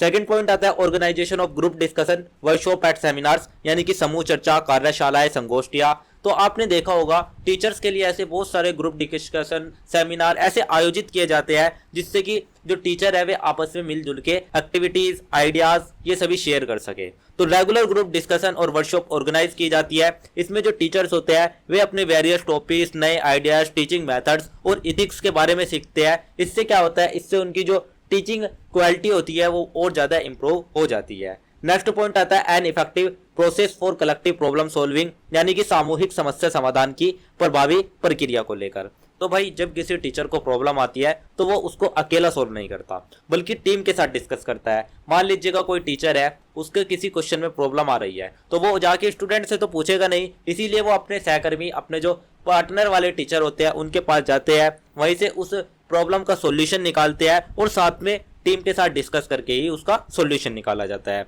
मान लीजिएगा स्टूडेंट क्लास में इंटरेस्ट नहीं ले रहा तो जो टीचर्स हो गए वे सभी एक जगह मीटिंग करेंगे और मीटिंग करके ये पता करेंगे कि इसका सॉल्यूशन कैसे निकाला जाए। तो ये जो प्रक्रिया है ये हमारी शिक्षण, हमारी टीचिंग को आउट ओरिएंटेड और प्रैक्टिस मोर ऑर्गेनाइज बना देती है। नेक्स्ट पॉइंट आता है share utilisation and exchange of educational resources के बारे में, यानी कि शैक्षिक संसाधनों का साझा उपयोग और आदान प्रदान को लेकर। तो भाई टीचर क्या होते हैं, टीचर अपने रिसोर्सेज, जो उनके रिसोर्सेज होते हैं पढ़ाने के, जो टीचिंग रिसोर्सेज होते हैं, जैसे कि आप देखें नोट्स हो गए या कोई भी स्टडी मटेरियल हो गया या पीपीटीज हो गई, ये एक दूसरे के साथ शेयर करते रहते हैं। इससे क्या होता है, इससे सभी शिक्षकों को नए प्रकार के जो संसाधन होते हैं उनका बेनिफिट मिलता है और जो क्वालिटी होती है एजुकेशन की वो भी और ज्यादा बेस्ट हो जाती है। इससे क्या होता है, इससे टाइम भी बचता है और सबको बेटर मटेरियल भी मिलने लगता है और जो हमारा शिक्षण है वो और ज्यादा समृद्ध हो जाता है। नेक्स्ट पॉइंट आता है encouragement of innovation and creativity को लेकर, यानी कि नवाचार और रचनात्मकता को प्रोत्साहन को लेकर। तो भाई जो कोलैबोरेटिव इन्वायरमेंट है उसकी अगर हम बात करें तो उसमें टीचर्स नए आइडियाज ट्राई करते हैं। तो अगर उनके पास कोलैबोरेटिव इन्वायरमेंट है तो वे अपने नए नए आइडियाज, अपने नए नए मेथड्स पढ़ाने के, इन सभी को ट्राई करते हैं और इससे जो टीचिंग है वो बोरिंग ना होकर बल्कि और तरीके से स्टूडेंट सेंट्रिक हो जाती है, इम्पैक्टफुल हो जाती है और फायदेमंद हो जाती है। तो इससे टीचिंग बोरिंग नहीं रहती बल्कि इंटरैक्टिव और स्टूडेंट फ्रेंडली भी बन जाती है। नेक्स्ट एंड लास्ट पॉइंट जो आता है वो आता है expansion of professional relationship and networking को लेकर, यानी कि व्यावसायिक संबंधों और नेटवर्कों का विस्तार को लेकर। तो भाई टीचर्स आपस में स्ट्रॉन्ग कनेक्शंस बनाते हैं। आपने देखा होगा ऐसे बहुत बहुत बड़े बड़े टीचर्स होते हैं जो एक टीचर से दूसरे टीचर के बीच में संबंध बनाए रखते हैं, कनेक्शन बनाए रखते हैं, ताकि उनको जो एक दूसरे से नॉलेज है वो मिलती रहे। इससे वो नए अपॉर्चुनिटीज, आइडियाज और लर्निंग सोर्सेज से जुड़े रहते हैं और एक स्ट्रॉन्ग टीचिंग कनेक्शन, जिसे आप कह सकते हैं टीचिंग कम्युनिटी पार्ट भी बन जाते हैं। तो इसी में ही जो हमारा एजुकेशनल कम्युनिटी है वो भी बनती है। तो यही थे भाई हमारे कुछ पॉइंट्स हमारे सहयोगात्मक मॉडल के, जो कि मैंने आपको बता दिया। तो ये दोनों थे आपके, सबसे पहला हमने देखा विकास और सुधार मॉडल, उसके बाद नेक्स्ट हमने देखा हमारा सहयोगात्मक मॉडल। तो यही थे हमारे दोनों मॉडल जो कि मैंने आपको बता दिए। इसके बाद आपको क्या करना है, नेक्स्ट आपको ओवरऑल पूरे आंसर का एक छोटा सा कंक्लूजन या एक छोटा सा निष्कर्ष आपको ऐड कर देना है। तो भाई अब हम बात कर लेते हैं हमारे क्वेश्चन नंबर 4 के बारे में। तो क्वेश्चन नंबर 4 में हमसे क्या पूछा गया, सबसे पहले हमें उसको बताना है। तो क्वेश्चन नंबर 4 में हमें 2 मॉडल्स दिए हैं। फर्स्ट तो है हमारा टीचर प्रशिक्षण मॉडल, यानी कि टीचर ट्रेनिंग मॉडल, और दूसरा है हमारा इंक्वायरी मॉडल, यानी कि जो हमारा एक तरीके से आप कह सकते हैं इंक्वायरी मॉडल जो होता है। ये दोनों मॉडल्स हमें बताने हैं। तो हमें दोनों मॉडल्स को एक्सप्लेन करना है और बताना है कि ये आज के टाइम में हमारे टीचर डेवलपमेंट में कितना इफेक्टिव है। स्पेशली हमें जो बताना है वो बताना है स्टूडेंट की डिफरेंट नीड्स को हैंडल करने में कैसे हेल्प करते हैं। यानी कि दोनों मॉडल्स समझाने हैं और कंपेयर करना है कि कौन सा मॉडल आज के टाइम में सबसे बेटर मॉडर्न क्लासरूम के लिए बेटर प्रिपेयर करता है। यहीं पर आपको इस क्वेश्चन को इस तरीके से भी पूछा जा सकता है और या अथवा करके आपको इस तरीके से भी पूछा जा सकता है कि जो आपका चैलेंजेस है इनके सामने दो तरीके से, फर्स्ट हमारा प्री सर्विस जो चैलेंजेस है ट्रेनिंग, यानी कि जब पूर्व सेवाकालीन है, और दूसरा आता है हमारा इन सर्विस ट्रेनिंग। तो प्री सर्विस ट्रेनिंग यानी कि जॉब से पहले ट्रेनिंग, और इन सर्विस ट्रेनिंग यानी कि जॉब के बाद ट्रेनिंग, इन दोनों के बीच में क्या क्या चैलेंजेस आते हैं उनको हमें बताना है। साथ ही साथ इन दोनों में क्या क्या प्रॉब्लम्स है इंडिया में उसको बताना है। लेकिन इसी के साथ साथ हमें इसका जो कॉन्सर्न है, जो समाधान है, वो भी बताना है कि जो टीचर की एजुकेशन की क्वालिटी है वो कैसे इंप्रूव की जा सकती है। तो इंडिया में टीचर ट्रेनिंग में क्या प्रॉब्लम्स है और उनका क्या सॉल्यूशंस है, इन सभी के बारे में हमें हमारे आंसर नंबर 4 में बताना है। तो चलिए सबसे पहले समझते हैं कि भाई जो हमारे ये दोनों मॉडल है, टीचर ट्रेनिंग मॉडल और इंक्वायरी मॉडल, ये आखिर है क्या। तो सबसे पहले अगर हम बात करें हमारे टीचर ट्रेनिंग मॉडल्स के बारे में, तो जो टीचर ट्रेनिंग मॉडल है उसका मुख्य उद्देश्य होता है शिक्षकों को सही ज्ञान, कौशल और दक्षता देना, ताकि वो स्टूडेंट्स को अच्छी तरीके से पढ़ा सके और उनके कौशल और दक्षता को बढ़ा सके। यहीं पर जो हमारा इंक्वायरी मॉडल आता है स्टूडेंट, जो हमारा एक तरीके से अन्वेंशन मॉडल है, वो क्या कहता है, इंक्वायरी मॉडल क्या करता है, इंक्वायरी मॉडल शिक्षकों और छात्रों को सोचने, सवाल करने और खुद समाधान खोजने के लिए प्रेरित करता है। तो भाई जो हमारा आज का समय है, जो वर्तमान समय, जो हमारे करंट इरा है, उसमें क्या हुआ है, उसमें जो शिक्षा है, एजुकेशन है, वो बहुत ज्यादा बदल चुकी है। हर छात्र अलग होता है, उसकी जो जरूरतें है, उसकी जो शैली है, उसके जो सीखने का तरीका है, वो भी अलग हो चुका है। तो इसीलिए अब जो शिक्षक है उसको सिर्फ पढ़ाना ही नहीं, बल्कि उसको क्या करना होता है, उसको नवीन शिक्षण विधियां और इसी तरीके से इनोवेटिव और फ्लेक्सिबल भी होना पड़ता है। तो ओवरऑल हम यही कह सकते हैं कि जो हमारे ये दोनों मॉडल्स है, ये दोनों मॉडल्स ही शिक्षक को केवल अपने पेशे में दक्ष बनाते हैं, बल्कि इसी के साथ साथ वे स्टूडेंट्स को उनकी जो आवश्यकता है उनको पूरी करने में भी सहायता करते हैं। तो भाई सबसे पहले हम बात कर लेते हैं हमारे टीचर ट्रेनिंग मॉडल यानी कि शिक्षक प्रशिक्षण मॉडल के बारे में। तो शिक्षक प्रशिक्षण मॉडल आखिर है क्या, सबसे पहले हम उसको समझ लेते हैं। जिसमें हमारा सबसे फर्स्ट पॉइंट जो आता है वो हमारा आता है structure and planning training system, यानी कि संरचित और योजनाबद्ध प्रशिक्षण प्रणाली को लेकर। तो भाई टीचर ट्रेनिंग मॉडल सबसे पहले शिक्षक को एक प्रॉपर रोड मैप देता है, यानी कि एक योजनाबद्ध प्रक्रिया प्रदान करता है। मान लीजिएगा कोई टीचर है, उसको एक स्ट्रक्चर ट्रेनिंग प्रोग्राम में डाला जाता है, जहां पर उसे स्टेप बाय स्टेप सिखाया जाता है कि सिलेबस किस तरीके से कवर करना है, इसी तरीके से लेसन प्लान कैसे बनाना है और इसी तरीके से क्लास को कैसे कंट्रोल करना है। यानी कि ओवरऑल जो ट्रेनिंग है वो उसको दी जाती है, जो पूरा रोड मैप है वो उसको प्रदान किया जाता है। मान लीजिएगा कोई भी टीचर है, उसको एक टॉपिक दिया जाता है वाटर साइकिल जल चक्र, तो अब उसे सिखाया जाता है कि सबसे पहले आपको इंट्रोडक्शन किस तरीके से देना है, फिर डायग्राम से समझाना है और लास्ट में आपको क्वेश्चन पूछना है। तो इससे जो टीचिंग है वो रैंडम नहीं रहती, बल्कि एक तरीके से प्लान, गोल ओरिएंटेड और इफेक्टिव भी हो जाती है। नेक्स्ट पॉइंट आता है integration of theoretical knowledge and practical experience को लेकर, यानी कि जो सैद्धांतिक ज्ञान और व्यवहारिक अनुभव है, इन दोनों को भी इसमें मिला दिया जाता है। तो भाई अब जो सिर्फ किताब पढ़ने से कोई भी अच्छा शिक्षक नहीं बनता, तो इसीलिए ये जो मॉडल है, ये मॉडल कहता है कि आप अपनी थ्योरेटिकल नॉलेज और अपना जो प्रैक्टिकल एक्सपीरियंस है, दोनों को जोड़ दीजिएगा। तो अब जो टीचर है उसको टीचिंग मेथड, जैसे कि आप देखिए लेक्चर हो गई, माइक्रो टीचिंग हो गई, इंटर्नशिप हो गई, क्लासरूम सिचुएशंस हो गई, ये सभी सिखाए जाते हैं और फिर उसे खुद डेमो क्लास भी लेनी पड़ती है। मान लीजिएगा कोई टीचर है, उसको 5 मिनट की क्लास दी जाती है जहां वो सिर्फ इंट्रोडक्शन सिखाता है, तो बाकी शिक्षक उसे फीडबैक करते हैं कि किस तरीके से उसमें गलती हुई है और कहां पर उसको क्या इंप्रूव करना है। तो इससे जो टीचर है वो लर्निंग बाय डूइंग करता है और उसका जो कॉन्फिडेंस है वो भी बढ़ता है। तो ओवरऑल आप कह सकते हैं कि बच्चों को सिखाने से पहले वे आपस में ही सीखते हैं, आपस में उनको एक रोड मैप, एक ट्रेनिंग दी जाती है। नेक्स्ट पॉइंट आता है हमारा स्टैंडर्डाइजेशन एंड क्वालिटी एश्योरेंस को लेकर, यानी कि मानकीकरण और गुणवत्ता सुनिश्चित करने को लेकर। तो भाई आप सोचो, अगर हर टीचर अपने हिसाब से पढ़ाएगा तो क्या होगा, कोई बहुत अच्छा पढ़ाएगा और कोई बहुत ज्यादा खराब। तो इसीलिए जो टीचर ट्रेनिंग मॉडल है उसमें कुछ स्टैंडर्ड बनाए गए हैं, उसमें कुछ इस तरीके के मानकीकरण रखे गए हैं ताकि कोई भी जो टीचर है वो गलत ना पढ़ा सके। तो हर टीचर को सेम क्वालिटी ट्रेनिंग मिलती है, सभी को मिनिमम टीचिंग स्टैंडर्ड्स भी फॉलो करने होते हैं, यानी कि और टीचर को ये जो स्टैंडर्ड्स है ये फॉलो करने होते हैं। इससे क्या होता है भाई, इससे हर स्टूडेंट को लगभग सेम लेवल की जो एजुकेशन है वो प्रदान होती है और इससे हमारा जो एजुकेशनल सिस्टम है वो भी स्ट्रॉन्ग बनता है। तो जैसे आप देखिए सीबीएसई स्कूल्स में टीचर्स को स्पेसिफिक गाइडलाइंस फॉलो करनी होती है ताकि हर जगह जो क्वालिटी है वो मेंटेन रहे। नेक्स्ट पॉइंट आता है skill development and proficiency enhancement को लेकर, यानी कि कौशल विकास और दक्षता में वृद्धि को लेकर। तो भाई एक अच्छा टीचर सिर्फ नॉलेज ही नहीं रखता बल्कि उसके पास कई प्रकार की असेसमेंट स्किल्स भी होती है। तो इस मॉडल में अगर आप देखें टीचर्स के जो स्किल्स है उसको डेवलप किया जाता है, जैसे कि आपके कम्युनिकेशन स्किल्स हो गए, असेसमेंट स्किल्स हो गई, क्लासरूम मैनेजमेंट स्किल्स हो गई। तो ऐसे बहुत सारे जो स्किल्स है वे उसको सिखाए जाते हैं। तो मान लीजिएगा पहले कोई टीचर था वो धीरे बोलता था, स्टूडेंट समझ नहीं पाते थे, लेकिन जब उसकी ट्रेनिंग ली गई तो ट्रेनिंग के बाद उसकी जो वॉइस है वो क्लियर हो गई और वो बोर्ड का भी सही यूज करने लगा, जिससे कि जो स्टूडेंट है वे अपना इंटरैक्ट देने लगे और बेटर रिपोर्ट भी आने लगी। तो अब उसकी जो क्लास थी वो बोरिंग ना होकर बल्कि इंगेजिंग बन गई थी।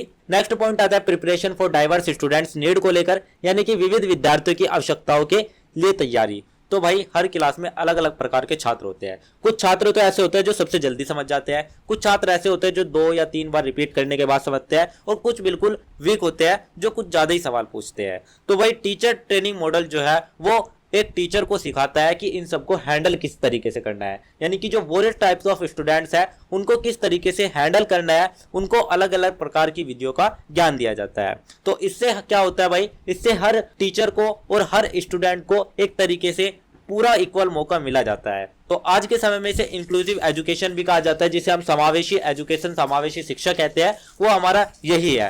नेक्स्ट पॉइंट आता है limitations, lake of flexibility and innovation को लेकर, यानी कि कुछ सीमाएं भी है, यानी कि इसमें फ्लेक्सिबिलिटी और नवाचार की कमी भी है। तो भाई हर चीज की तरह इस मॉडल की भी कुछ लिमिटेशंस है। तो सबसे बड़ी क्या कमी है, सबसे बड़ी कमी है फ्लेक्सिबिलिटी की कमी। किस तरीके से भाई टीचर ज्यादा रूल फॉलो करने लगते हैं, जिससे कि जो क्रिएटिविटी है और इनोवेशन है वो थोड़ा कम हो जाता है। तो नए एक्सपेरिमेंट करने में जो टीचर्स है वो थोड़ा हेजिटेट होता है, वो नहीं कर पाता। तो इसीलिए टीचर को स्ट्रिक्टली लेसन प्लान फॉलो करना होता है, लेकिन अगर क्लास में कोई इंटरेस्टिंग डिस्कशन हो जाए तो वो उसे एक्सप्लोर नहीं कर पाता, क्योंकि जो सिस्टम है, जो वहां का एक तरीके से पूरा रोड मैप है जो तैयार किया गया है, वो उसको अलाउ ही नहीं करता। इसीलिए कभी कभी ये जो मॉडल है ये रिगिड भी बन जाता है, और ये इसकी मेजर वीकनेस भी है। तो भाई टीचर ट्रेनिंग मॉडल एक मजबूत फाउंडेशन देता है, टीचर को स्किल और कॉन्फिडेंट बनाता है, लेकिन टीचिंग को ऑर्गेनाइज करता है। इसी के साथ साथ हर स्टूडेंट्स के लिए बेहतर लर्निंग सुनिश्चित करता है, लेकिन साथ ही इसमें कुछ फ्लेक्सिबिलिटी और क्रिएटिविटी की थोड़ी कमी भी होती है। तो भाई यही थे हमारे कुछ मॉडल्स टीचर ट्रेनिंग मॉडल के। इसके बाद जो हमारा नेक्स्ट पॉइंट आता है वो हमारा आता है इंक्वायरी मॉडल। तो अब हम बात कर लेते हैं द इंक्वायरी मॉडल के बारे में, जिसमें हमारा सबसे फर्स्ट पॉइंट आता है based on problem based and exploratory learning को लेकर, यानी कि समस्या आधारित और खोजपरक अधिगम पर आधारित। तो भाई सेकंड जो हमारा मॉडल आया वो इंक्वायरी मॉडल आया।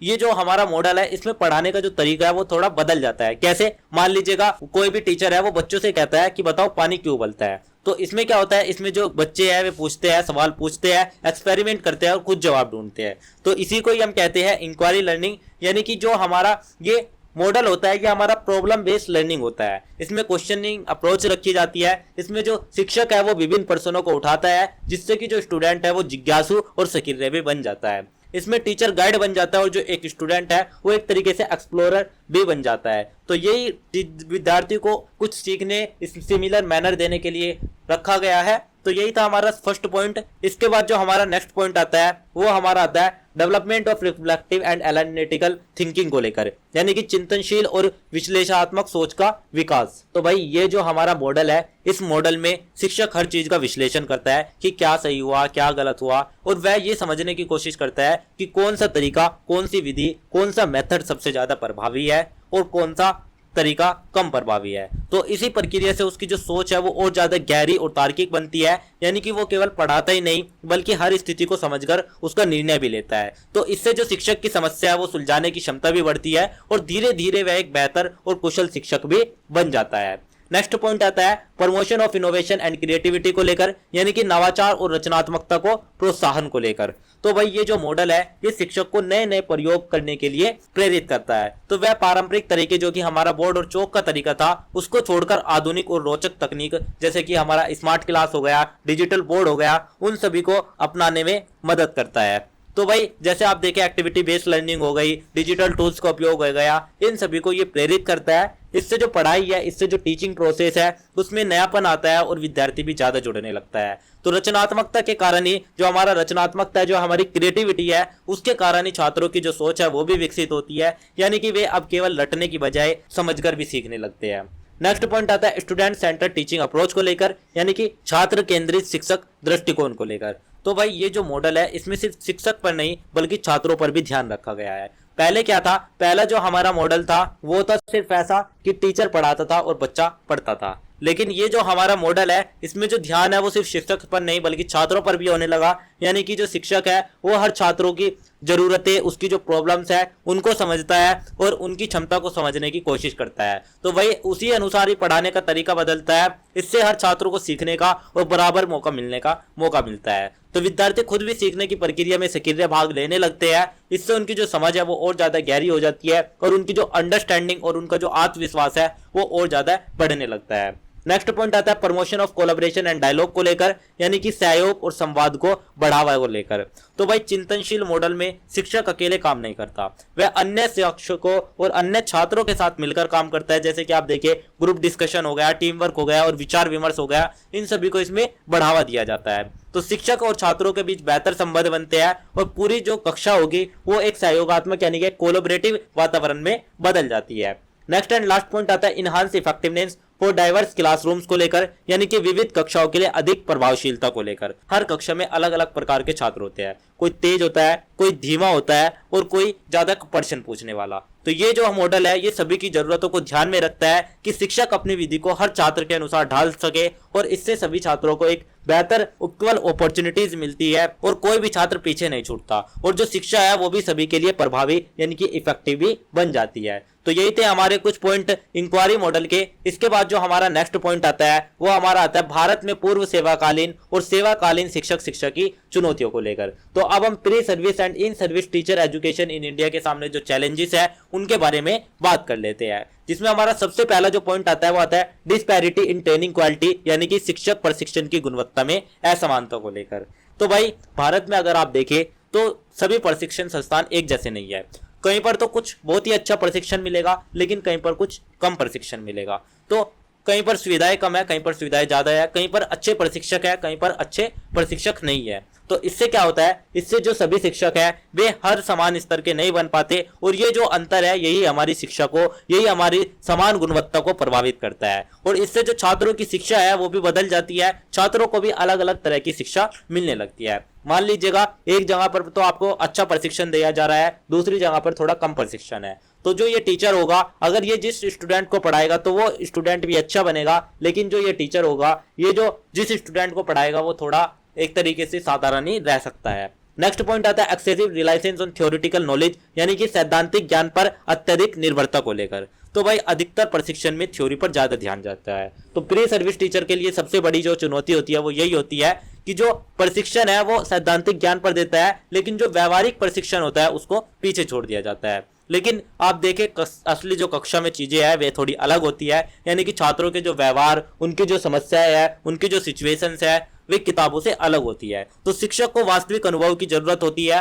और व्यवहारिक ज्ञान की कमी से वह सही तरीके से पढ़ा नहीं पाता। इससे क्या होता है, इससे जो सीखने की प्रक्रिया है वो थोड़ी कमजोर हो जाती है और व्यवहारिक समस्याओं से निपटने में उसे बिहेवियरल इशू होते हैं। नेक्स्ट पॉइंट आता है lake of technical and digital proficiency को लेकर, यानी कि तकनीकी और डिजिटल दक्षता की कमी को लेकर। तो भाई आज के समय में यानी कि जो हमारा डिजिटल एरा है इसके बारे में अगर हम बात करें तो इसमें जो हमारी तकनीक है वो बहुत ही ज्यादा जरूरी हो जाती है। लेकिन कई जो शिक्षक है वे डिजिटल टूल्स का उपयोग करना ही नहीं जानते, यानी कि वे टेक्नोलॉजी से बहुत पीछे है। ऑनलाइन क्लास, स्मार्ट बोर्ड्स, इन सभी का जो उपयोग है वो थोड़ा कम रह जाता है और इसी कारण क्या होता है, इसी कारण उचित प्रशिक्षण की कमी हो जाती है। तो इसी कमी के कारण क्या होता है भाई, इसी कमी के कारण छात्र जो है वो आधुनिक शिक्षा से पीछे रह जाते हैं और उनके जो सीखने का अनुभव है वो भी कम प्रभावी हो जाता है। नेक्स्ट पॉइंट आता है scarcity of opportunities for continuous professional development को लेकर, यानी कि सतत पेशेवर विकास के अवसरों की कमी को लेकर। तो भाई जो एक टीचर होता है वो इस तरीके का बंदा होता है कि उसको हमेशा सीखने की जरूरत होती है। तो भाई शिक्षकों को लगातार सीखते रहना चाहिए, लेकिन उन्हें पर्याप्त ट्रेनिंग और जो वर्कशॉप होती है वे प्रोवाइड नहीं की जाती। जो मिलती है वे भी अक्सर औपचारिकता बन जाती है। उनका जो असली फायदा है वो शिक्षण में नहीं दिखता। इससे शिक्षक नई तकनीकों से अपडेट नहीं रह पाते और उनकी जो नॉलेज एंड स्किल्स है वे अपडेट नहीं हो पाती। नेक्स्ट पॉइंट आता है lake of innovation and research के बारे में, यानी कि नवाचार और अनुसंधान की भी कमी है। तो नवाचार और अनुसंधान की किस तरीके से कमी है, तो भाई शिक्षा में नए प्रयोग और रिसर्च बहुत ही ज्यादा जरूरी होते हैं, लेकिन जो शिक्षक है वो शिक्षा में ज्यादा महत्व नहीं दिया जाता, क्योंकि शिक्षक पुराने तरीकों से यह पढ़ाते रहते हैं, नए तरीकों को अपनाने में रुचि कम होती है और इससे जो शिक्षा में सुधार है उसकी गति धीमी हो जाती है और जो छात्र है उनके पास भी जो ज्ञान है वो सीमित रह जाता है। नेक्स्ट एंड लास्ट पॉइंट आता है पॉलिसी एंड एडमिनिस्ट्रेटिव चैलेंजेस को लेकर, यानी कि नीतिगत और प्रशासनिक समस्याओं को लेकर। तो भाई सरकार की नीतियां भी कई बार सही तरीके से लागू नहीं होती, तो प्रशासनिक स्तर पर जो समन्वय है उसकी कमी होती है, निगरानी और मूल्यांकन की भी कमजोर होता है और इससे जो शिक्षक है उसके शिक्षा की गुणवत्ता गिरती है और शिक्षकों के जो विकास है उनमें भी बाधाएं आती है, डेवलपमेंट ऑफ टीचर्स जो होता है उसमें बाधाएं आती है। तो ये एक तरीके से पूरी शिक्षा प्रणाली के लिए बहुत ही बड़ी चुनौती है। तो भाई इस पूरे जो हमारा ये जो टॉपिक था इसमें हमने देखा कि जो चिंतनशील मॉडल है वो शिक्षा को बेहतर बनाता है, लेकिन भारत में शिक्षक शिक्षा अभी भी कई समस्याओं से घिरी हुई है। तो अगर हम इन चुनौतियों को दूर कर ले तो हमारी जो शिक्षा प्रणाली है वो और भी ज्यादा मजबूत हो सकती है, क्योंकि अंत में एक अच्छा शिक्षक ही एक बेहतर समाज और देश को बना सकता है। तो भाई यही थे हमारे कुछ पॉइंट भारत में पूर्व सेवाकालीन और सेवाकालीन शिक्षक शिक्षा की चुनौतियों के बारे में। नेक्स्ट पॉइंट हमारा आता है शिक्षक शिक्षा की चुनौतियों के समाधान और सुधार के उपयोग के बारे में, यानी कि अब इसके जो सॉल्यूशन एंड मेजर्स है उनके बारे में हम बात कर लेते हैं, जिसमें हमारा सबसे फर्स्ट पॉइंट आता है improving the quality of training institutions and establish strict standards, यानी कि प्रशिक्षण संस्थानों की गुणवत्ता में सुधार और सख्त मानदंड। तो भाई जैसे कि हमने सबसे पहले जो चुनौती देखी थी वो यही देखी थी जो प्रशिक्षण संस्थान है उनकी गुणवत्ता में कमी थी। तो सबसे पहला और सबसे जरूरी कदम है प्रशिक्षण जो संस्थान है उनकी जो गुणवत्ता है उनको सुधारा जाए। तो इसके लिए सभी संस्थानों के लिए एक समान और सख्त नियम बनाए जाने चाहिए, ताकि सरकार और संबंधित संस्थाएं ये सुनिश्चित कर सके कि हर संस्थान में अच्छी सुविधाएं मिल रही है। तो भाई जैसे आप देखिए योग्य शिक्षक, आधुनिक संसाधन और सही वातावरण। तो नियमित निरीक्षण अगर होगा, अगर एक तरीके से आप कह सकते हैं लगातार अगर मूल्यांकन होता रहेगा, एवेल्युएशन होता रहेगा, तो उसकी जो गुणवत्ता है वो भी बनी रहेगी। तो इससे सभी शिक्षकों को सम्मान और उच्च स्तर का प्रशिक्षण भी मिलेगा और जो हमारा शिक्षक प्रणाली है वो भी हाई क्वालिटी में बदल जाएगा। नेक्स्ट पॉइंट आता है balancing theoretical and practical training को लेकर, यानी कि सैद्धांतिक और व्यवहारिक प्रशिक्षण में संतुलन को लेकर। तो भाई केवल किताबों का ज्ञान पर्याप्त नहीं होता, इसलिए जो हमारे व्यवहारिक अनुभव यानी कि जो हमारे प्रैक्टिकल एक्सपीरियंस होते हैं वे भी बहुत ज्यादा जरूरी होते हैं। तो शिक्षक प्रशिक्षण में थ्योरी और प्रैक्टिकल दोनों को ही बराबर महत्व देना चाहिए। जैसे कि आप देखिए इंटर्नशिप हो गई या माइक्रो टीचिंग हो गई और कक्षा अनुभव हो गए, इन सभी को शामिल करना चाहिए। तो इससे जो शिक्षक है वो वास्तविक परिस्थितियों को समझ पाएगा और वे छात्रों के व्यवहार और समस्याओं को भी बेहतर तरीके से संभाल पाएगा। तो यही जो संतुलन है यही उन्हें आत्मविश्वासी, उनके अंदर कॉन्फिडेंस को बढ़ाता है और उनको एक प्रभावी शिक्षक के रूप में बनाता है। नेक्स्ट पॉइंट आता है developing technical and digital proficiency को लेकर, यानी कि तकनीकी और डिजिटल दक्षता के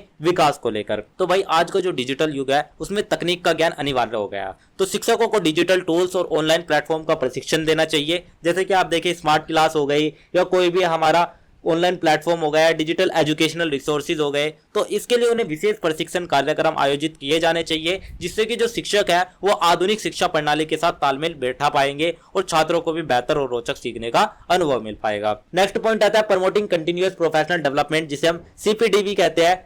तो सीपीडी को भी बढ़ावा दिया जाना चाहिए, जैसा कि शिक्षक को हमेशा सीखते रहना चाहिए तभी वह अपडेट रहेगा। इसीलिए सीपीडी यानी कि जो हमारा कंटिन्यूअस प्रोफेशनल डेवलपमेंट है उसको जरूरी माना गया है। इसीलिए नियमित वर्कशॉप, सेमिनार और एफडीपी जिसे हम फैकल्टी डेवलपमेंट प्रोग्राम भी कहते हैं, ये सभी आयोजित होने चाहिए और ये केवल औपचारिकता ही नहीं है बल्कि ये एक वास्तविक ज्ञान देने वाले होने चाहिए। तो इससे जो शिक्षक है वो अपने कौशल को लगातार बेहतर बना सकता है और जो हमारी एजुकेशनल रिक्वायरमेंट्स है उनको पूरी कर सकता है और बदलती शिक्षा प्रणाली के अनुसार खुद को भी ढाल सकता है। नेक्स्ट पॉइंट आता है इंकरेजिंग इनोवेशन एंड रिसर्च को लेकर, यानी कि नवाचार और अनुसंधान को प्रोत्साहन को लेकर। तो भाई शिक्षा में सुधार के लिए नए प्रयोग भी जरूरी होते हैं, तो शिक्षकों को नए नए तरीके अपनाने के लिए प्रेरित किया जाना चाहिए। उन्हें रिसर्च कार्यों में भाग लेने का मौका मिलना चाहिए ताकि वे अपने पढ़ाने के तरीकों को और ज्यादा बेहतर बना सके और नवाचार से जो पढ़ाई है वो रोचक भी बनती है और छात्र केंद्रित यानी कि स्टूडेंट सेंटर भी बनती है। तो भाई नवाचार से पढ़ाई रोचक और छात्र केंद्रित बनती है और जो पूरी शिक्षा प्रणाली है वो और ज्यादा प्रभावी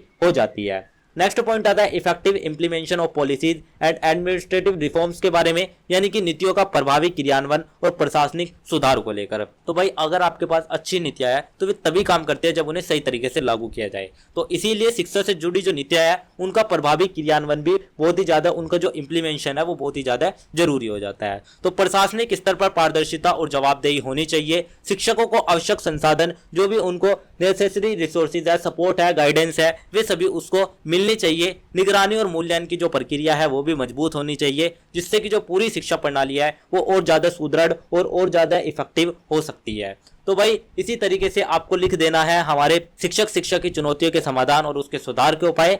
नेक्स्ट आपको क्या करना है, नेक्स्ट आपको ओवरऑल पूरे आंसर का एक छोटा सा निष्कर्ष, यानी कि एक छोटा सा कंक्लूजन ऐड कर देना है। तो एंड में आप क्या करेंगे, एंड में आप एक कंक्लूजन ऐड कर देंगे। तो भाई अब हम बात कर लेते हैं हमारे क्वेश्चन नंबर 5 के बारे में। तो क्वेश्चन नंबर 5 में बेसिकली आपसे दो चीजें पूछी गई है। सबसे पहले तो आपको बताना है कि अलग अलग जो ऑर्गेनाइजेशन होते हैं, जैसे कि DIET हो गया, SCRT हो गया, ये शिक्षा के प्रोफेशनल डेवलपमेंट प्रोग्राम्स को प्लान और ऑर्गेनाइज में क्या रोल भूमिका निभाते हैं। तो उनकी भूमिका हमें बताने हैं, मतलब कि कौन कौन सी संस्थाएं टीचर्स की ट्रेनिंग कराती है और कैसे कराती है, ये हमें बताना है। साथ ही इसमें हमें दूसरे जो पार्ट है उसमें ये बताना है कि जब टीचर्स के लिए ट्रेनिंग प्रोग्राम बनाया जाता है तो किन किन बातों का ध्यान रखा जाना चाहिए, जैसे कि टीचर्स की जरूरतें हो गई, टीचिंग स्किल्स हो गए, यानी कि कौन कौन से आयाम हमें ध्यान में रखने हैं, यानी कि प्रोग्राम बनाते समय किन किन फैक्टर्स को कंसीडर करना चाहिए, ये हमसे पूछा गया है। इसी क्वेश्चन को आपसे अथवा या और करके इस टाइप से भी पूछा जा सकता है कि जो आपका DIET है,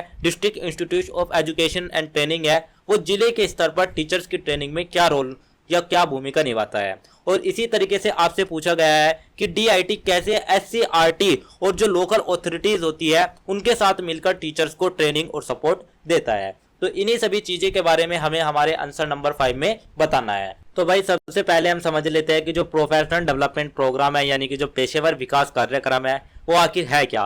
तो भाई ये एक कुछ ऐसे प्रोग्राम है, एक ऐसे प्रशिक्षण है जिनके माध्यम से शिक्षकों के जो ज्ञान है, उनके जो स्किल्स है, उनके जो कौशल है, उनको लगातार बेहतर बनाया जा सकता है। तो भाई इन प्रोग्राम का जो ऑब्जेक्टिव, यानी कि इनका जो उद्देश्य होता है वो होता है कि जो शिक्षक है उसको बदलती शैक्षिक आवश्यकताओं, उसकी नई शिक्षण विधियों, इन सभी को तैयार करना होता है। और इसकी प्रभावशीलता, यानी कि इसका जो ओवरऑल आप कह सकते हैं, इसका जो प्लान है और इसका जो ऑर्गेनाइज है वो इस बात पर निर्भर करता है कि उन्हें किस तरीके से योजनाबद्ध किया जा रहा है, जैसे कि DIT, SCRT और स्थानीय शिक्षा प्रशासन में इनकी क्या भूमिका है, और ये जो हमारे प्रोग्राम्स है इनके विकास में हमें कौन कौन से मेथड्स, यानी कि कौन कौन से आयामों का ध्यान रखना आवश्यक होता है। तो चलिए सबसे पहले हम बात कर लेते हैं पेशेवर विकास कार्यक्रमों की योजना और संगठन में विभिन्न संगठनों की भूमिका को लेकर, यानी कि the role of various organisation in the planning and organisation of professional development programme को लेकर। तो इसमें हमारा सबसे पहला जो पॉइंट आता है वो आता है policy rule of national and state level organisation, यानी कि राष्ट्रीय और राज्य स्तर के संगठनों की नीतिगत भूमिका को लेकर। तो भाई सबसे ऊपर राष्ट्रीय और राज्य स्तर के संगठन आते हैं, जैसे कि आप देखिए SCRT हो गया। तो ये जो संस्थाएं होते हैं ये शिक्षक प्रशिक्षण के लिए नीतियां और जो दिशा निर्देश, यानी कि जो गाइडलाइंस होती है उनको निर्धारित करती है। तो ये वे निर्धारित करती है कि शिक्षकों को क्या सिखाना है और किस तरीके से सिखाना है। तो इनके द्वारा बनाए गए जो मानक होते हैं वे पूरे राज्य में, हमारे ओवरऑल पूरा जो स्टेट होता है उसमें लागू होते हैं, और इससे जो प्रशिक्षण है वो एक रूपता और उसकी जो गुणवत्ता है, उसकी जो क्वालिटी है वो भी बनी रहती है। तो ये ओवरऑल एक तरीके से पूरे सिस्टम को एक दिशा देता है, जैसे कि हमारे कुछ भी राष्ट्रीय या राज्य इस तरह के जो संगठन हो गए वे हमारी पूरी एजुकेशनल सिस्टम को एक दिशा देते हैं। सेकंड हमारे जो आते हैं वे हमारे आते हैं DIT, जो कि हमारे जिला स्तर पर आते हैं। तो जिला स्तर में अगर हम बात करें तो भाई हमारे DIT आते हैं, जो कि एक सबसे महत्वपूर्ण संस्था होती है। और ये क्या करते हैं, ये जो हमारे district institute of education and training, जो हमारे ये सेंटर होते हैं, ये हमारे प्रशिक्षण कार्यक्रमों को जमीनी स्तर पर लागू करते हैं। तो DIT स्थानीय जरूरतों को ध्यान में रखकर जो प्रशिक्षण है उसको डिजाइन एंड उनको ऑर्गेनाइज करते हैं, और ये शिक्षकों के लिए विभिन्न प्रकार के जो कार्यशालाएं हो गई, जो उनके वर्कशॉप हो गए, सेमिनार हो गए, इन सभी को आयोजित कराते हैं। तो इससे जो शिक्षकों का ज्ञान है, उनकी जो नॉलेज है, उनकी जो स्किल्स है वो भी बढ़ती है। और ओवरऑल हम कह सकते हैं कि DIT वास्तविक समस्याओं को समझकर समाधान आधारित प्रशिक्षण देता है। नेक्स्ट पॉइंट हमारा आता है administrative and management role in local education officers, यानी कि स्थानीय शिक्षा अधिकारियों की प्रशासनिक और प्रबंधन भूमिका को लेकर। तो भाई जिला शिक्षा अधिकारी, नेक्स्ट आते हैं हमारे जिला शिक्षा अधिकारी। सबसे पहले आए हमारे राष्ट्रीय, उसके बाद जिला स्तर पे। अब हम बात कर लेते हैं स्थानीय शिक्षा अधिकारी के बारे में। तो जिला शिक्षा अधिकारी और स्थानीय प्रशासन का भी इसमें बहुत ही ज्यादा महत्वपूर्ण रोल होता है। तो वे प्रशिक्षण कार्यक्रमों के आयोजन में, यानी कि जो हमारे ऑर्गेनाइजेशंस होते हैं उनके जो प्रोग्राम होते हैं उनके आयोजन में सहयोग करते हैं। इसी के साथ साथ संसाधनों की व्यवस्था भी वही करते हैं और प्रबंधन भी सुनिश्चित वही करते हैं। इसी के साथ साथ वे ये भी देखते हैं कि सभी शिक्षक इन कार्यक्रमों में भाग ले रहे हैं, यानी कि शेड्यूल बनाते हैं, इंश्योर करते हैं कि एक्टिव पार्टिसिपेशन है या नहीं है, और उनकी निगरानी से कार्यक्रम सही तरीके से चलता है। तो ये जो प्रशासनिक सहयोग है यही हमारे कार्यक्रम की सफलता के लिए बहुत ज्यादा जरूरी हो जाता है। नेक्स्ट पॉइंट आता है हमारा coordination among SCERT, diet and local institutions, यानी कि एससीईआरटी, डाइट और स्थानीय संस्थाओं के बीच में समन्वय को लेकर। तो भाई इन सभी संस्थाओं के बीच में जो तालमेल है, जो कोऑर्डिनेशन है, वो बहुत ज्यादा जरूरी होता है। क्यों? क्योंकि जो हमारा एससीईआरटी होता है वो तो हमारे नीतियों और सामग्री हमें प्रदान करता है, लेकिन जो हमारा डीआईईटी होता है वो उन्हें स्थानीय स्तर पर लागू करता है, और जो हमारे लोकल ऑफिसर्स होते हैं वे संसाधन और सहयोग प्रदान करते हैं। तो इसीलिए जब हम इनको कोऑर्डिनेट कर देंगे, समन्वित कर देंगे, ये तीनों मिलकर जब साथ में काम करेंगे तो जो प्रशिक्षण कार्यक्रम है वो और ज्यादा प्रभावी और सफल बन जाएगा। नेक्स्ट पॉइंट आता है assessment and analysis of teachers need, यानी कि शिक्षकों की आवश्यकता का आकलन करना और उसका विश्लेषण करना। तो भाई किसी भी प्रशिक्षण से पहले ये जानना जरूरी है कि शिक्षकों को आखिर जरूरत क्या है, यानी कि उनकी नीड्स के बारे में। तो इसीलिए विभिन्न प्रकार के सर्वेक्षण, विभिन्न प्रकार के फीडबैक और मूल्यांकन किया जाता है, जिससे ये पता चलता है कि किन क्षेत्रों में सुधार की जरूरत है। तो इसी आधार पर जो प्रशिक्षण कार्यक्रम है, प्रशिक्षण योजनाएं है, उनको तैयार किया जाता है, और यह प्रक्रिया प्रशिक्षण को ज्यादा उपयोगी भी और प्रभावी इफेक्टिवनेस भी बना देती है। इसी के साथ साथ ये शिक्षक वास्तविक समस्याओं का समाधान भी सीखते हैं। नेक्स्ट एंड लास्ट पॉइंट आता है process of evaluation, monitoring and continuous improvement के लेकर, यानी कि मूल्यांकन, निगरानी और निरंतर सुधार की प्रक्रिया को लेकर। तो भाई प्रशिक्षण के बाद उसका जो मूल्यांकन है, उसका जो ओवरऑल आप कह सकते हैं, उसका जो एवल्यूएशन है वो बहुत ज्यादा जरूरी होता है। उसमें यह देखा जाता है कि जो प्रशिक्षण है वो कितना ज्यादा प्रभावी रहा, नियमित निगरानी से गुणवत्ता बनी रहती है। तो शिक्षकों के फीडबैक के आधार पर सुधार किए जाते हैं, और इससे जो हमारे फ्यूचर्स के जो हमारे प्रोग्राम्स होते हैं उनको और ज्यादा बेहतर बनाया जाता है, और इससे जो पूरी प्रक्रिया है वो लगातार विकसित होती रहती है। तो भाई यही थे हमारे कुछ पॉइंट्स हमारे पेशेवर विकास के कार्यक्रमों की योजना और संगठन में विभिन्न संगठनों की भूमिका को लेकर। इसके बाद जो हमारा नेक्स्ट टॉपिक आता है वो हमारा आता है key dimensions to consider in developing professional development programmes, यानी कि पेशेवर विकास कार्यक्रमों के विकास में ध्यान रखने योग्य आयाम को लेकर। तो भाई इसमें हमारा फर्स्ट पॉइंट आता है adequate analysis of teachers need and local context, यानी कि शिक्षकों की जो आवश्यकता है और स्थानीय संदर्भ का जो समुचित विश्लेषण है उसको हमें देखना होता है। तो सबसे पहला और सबसे महत्वपूर्ण कदम है कि शिक्षकों की जो वास्तविक आवश्यकता है, उसकी जो नीड है उसको हमें समझना होगा। तो हर शिक्षक का जो अनुभव है वो पृष्ठभूमि और उसकी जो कार्य परिस्थिति होती है वो थोड़ी अलग होती है।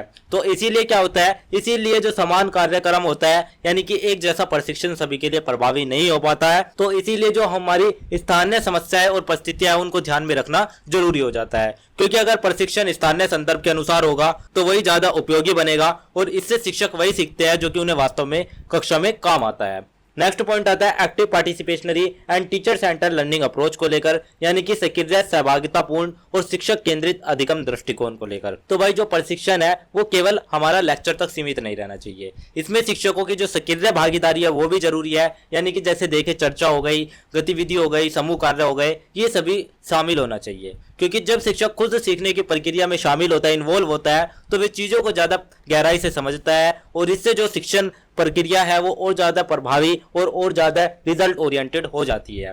नेक्स्ट पॉइंट हमारा आता है balance between theoretical and practical aspects को लेकर, यानी कि सैद्धांतिक और व्यवहारिक पहलुओं के संतुलन को लेकर। तो भाई एक अच्छा प्रशिक्षण वही होता है जिसमें थ्योरी और जो हमारा प्रैक्टिकल एक्सपीरियंस है उन दोनों को जोड़ दिया जाता है, यानी कि केवल किताबों का ज्ञान भी पर्याप्त नहीं है, उनको कक्षा में लागू करने का अनुभव भी जरूरी होता है। तो जैसे कि आप देखें माइक्रो टीचिंग हो गई, या डेमो क्लासेस हो गई, या क्लासरूम ऑब्जर्वेशन हो गया, इसमें ये सभी उनको कराए जाने चाहिए ताकि शिक्षक वास्तविक परिस्थितियों के लिए तैयार हो सके, और इससे क्या होता है, इससे उनका जो आत्मविश्वास है, उनका जो कॉन्फिडेंस है वो भी बढ़ता है। नेक्स्ट पॉइंट आता है inclusion of technical and digital skills को लेकर, यानी कि तकनीकी और डिजिटल कौशल के समावेश को लेकर। तो भाई आज की जो शिक्षा है वो तकनीक से जुड़ी हुई है, तो इसीलिए टेक्नोलॉजिकल टूल्स जो डिजिटल स्किल्स है उनको भी प्रशिक्षण में शामिल करना जरूरी हो जाता है। शिक्षकों को smart class, online learning, online platform, digital tools ये सभी उनको सिखाए जाने चाहिए ताकि वे आधुनिक शिक्षण विधियों को अपना सके और जो उनके स्टूडेंट्स हैं उनको वे बेहतर शिक्षा का अनुभव दे सके। तो डिजिटल दक्षता उन्हें भविष्य के लिए भी तैयार करती है, जो उनके डिजिटल लिटरेचर है वो उनके फ्यूचर के लिए भी उन्हें कैपेबल करती है। नेक्स्ट पॉइंट आता है continuously follow up and support system को लेकर, यानी कि निरंतरता, फॉलोअप और समर्थन प्रणाली को लेकर। तो भाई प्रशिक्षण एक बार करके खत्म नहीं होता, यानी कि जो पेशेवर विकास कहता है वही हमारा प्रशिक्षण कहता है कि इसमें ओवरऑल निरंतरता और फॉलोअप होना जरूरी है, क्योंकि शिक्षकों को प्रशिक्षण के बाद भी मार्गदर्शन मिलना चाहिए, जैसे कि मोनिटरिंग और सपोर्ट सिस्टम होना चाहिए। तो इससे क्या होता है, इससे वो अपने ज्ञान को लगातार सुधार कर सकता है, ओवरऑल रिव्यू कर सकता है और लंबे समय तक अपना बेहतर प्रदर्शन भी दे सकता है। नेक्स्ट पॉइंट आता है system for evaluation, feedback and improvement को लेकर, यानी कि मूल्यांकन, प्रतिक्रिया और सुधार की व्यवस्था को लेकर। तो भाई हर प्रशिक्षण कार्यक्रम का मूल्यांकन, यानी कि उसका जो फीडबैक है वो जरूर लेना चाहिए और ये देखा जाना चाहिए कि जो प्रशिक्षण है वो कितना प्रभावी रहा और कितना नहीं। तो शिक्षकों से फीडबैक लिया जाना चाहिए और इसी के आधार पर उनमें जो इम्प्रूवमेंट है वे इम्प्रूवमेंट किए जाने चाहिए। तो इससे भविष्य के जो कार्यक्रम है वे और ज्यादा बेहतर होते हैं और पूरी प्रक्रिया भी एक सतत सुधार की दिशा में आगे बढ़ने लगती है। तो यही थे हमारे कुछ पॉइंट पेशेवर विकास कार्यक्रमों के विकास में ध्यान रखने योग्य आयाम को लेकर। इसके बाद आपको क्या करना है, इसके बाद ओवरऑल आपको पूरे आंसर का एक छोटा सा कंक्लूजन ऐड कर देना है। तो भाई अब हम बात कर लेते हैं हमारे क्वेश्चन नंबर 6 के बारे में। तो क्वेश्चन नंबर 6 में हमसे सबसे पहले पूछा क्या गया है, हम उसको देख लेते हैं। तो भाई क्वेश्चन नंबर 6 में हमसे पूछा गया है कि स्वतंत्रता के बाद, यानी कि इंडिपेंडेंस के बाद जो भारत में शिक्षकों के प्रोफेशनल डेवलपमेंट है उसके लिए जो पॉलिसीज बनी है उनका क्राइटिकल एवेल्यूएशन, यानी कि उनका समालोचनात्मक मूल्यांकन हमें करना है। मतलब सिर्फ अच्छाइयां ही नहीं बल्कि आपको यह भी बताना है कि क्या अच्छा हुआ, क्या कमियां रही और क्या सुधार किया जा सकता है। यहीं पर आपको इस क्वेश्चन को इस तरीके से भी पूछा जा सकता है कि जो एनईपी 2020 है उसके अनुसार जो टीचर्स के कंटिन्यूअस प्रोफेशनल डेवलपमेंट है, जिसे हम सीपीडी भी कहते हैं, उसका फ्रेमवर्क क्या है और आपके अनुसार ये जो फ्रेमवर्क है, आपका जो ये फ्रेमवर्क है इन सर्विस टीचर्स जो कि ऑलरेडी आप पढ़ा रहे हैं उसको कैसे फायदा पहुंचाता है। मतलब कि एनईपी 2020 क्या कहता है टीचर्स की ट्रेनिंग के बारे में और उसका रियल बेनिफिट क्या है, ये दोनों चीजें हमें इस आंसर में बतानी है। तो भाई जो प्रोफेशनल डेवलपमेंट है वो तो एक प्रकार का ऐसा नीतियां, ऐसा कार्यक्रम है जिससे कि जो शिक्षकों के जो टीचर्स है उनके जो ज्ञान, कौशल और दक्षता है उनको वो लगातार बढ़ाता रहता है। इसी में अगर हम इंडिपेंडेंस की बात करें, पोस्ट इंडिपेंडेंस के समय ये था, लेकिन हम इंडिपेंडेंस के बाद की बात करें तो भारत में शिक्षा के जो विकास है उसके साथ शिक्षा के पेशेवर विकास पर भी ध्यान दिया जाता है। तो इसके लिए हमारे विभिन्न प्रकार की जो नीतियां हैं उनको तैयार किया गया है। जैसे कि आप देखें एनईपी 2020 हो गया, तो भाई सतत व्यवसायिक विकास जिसे हम कंटिन्यूअस प्रोफेशनल डेवलपमेंट सीपीडी भी कहते हैं, इसका मतलब है एक ऐसी प्रक्रिया जिसमें लगातार शिक्षक सीखता रहता है और अपने ज्ञान, कौशल और दक्षता को बेहतर बनाने लगता है। तो भाई इसी नीति जो हमारी ये नीति हो गई, जैसे कि हमारी एनईपी 2020 हो गई, इन्हीं पॉलिसी के अंतर्गत जो शिक्षा है वो अपने सीखने के तरीके, अपने नवाचार और इन अपनी आवश्यकताओं को बदलता रहता है। तो भाई सबसे पहले हम बात कर लेते हैं policies for teachers professional development in post independence India, a critical evaluation, यानी कि स्वतंत्रता के बाद जो भारत में शिक्षकों के पेशेवर विकास है उनकी नीतियां और उनका समालोचनात्मक मूल्यांकन के बारे में। तो सबसे पहला जो पॉइंट आता है वो हमारा आता है emphasis on teacher training in yearly policies, यानी कि प्रारंभिक नीतियों में शिक्षण प्रशिक्षण पर जोर को लेकर। तो भाई फर्स्ट पॉइंट हमारा जो आता है वो आता है कि जब हमारा देश आजाद हुआ उसके बाद से भारत ने शिक्षा को सुधारने के लिए शिक्षण प्रशिक्षण पर ध्यान दिया। तो सरकार ने कई प्रकार के ऐसे आयोग बनाए, ऐसे प्रकार की कई प्रकार की कमीशंस, कई प्रकार की कमेटीज बनाई जिन्होंने शिक्षक प्रशिक्षण को मजबूत करने की सिफारिश भी करी।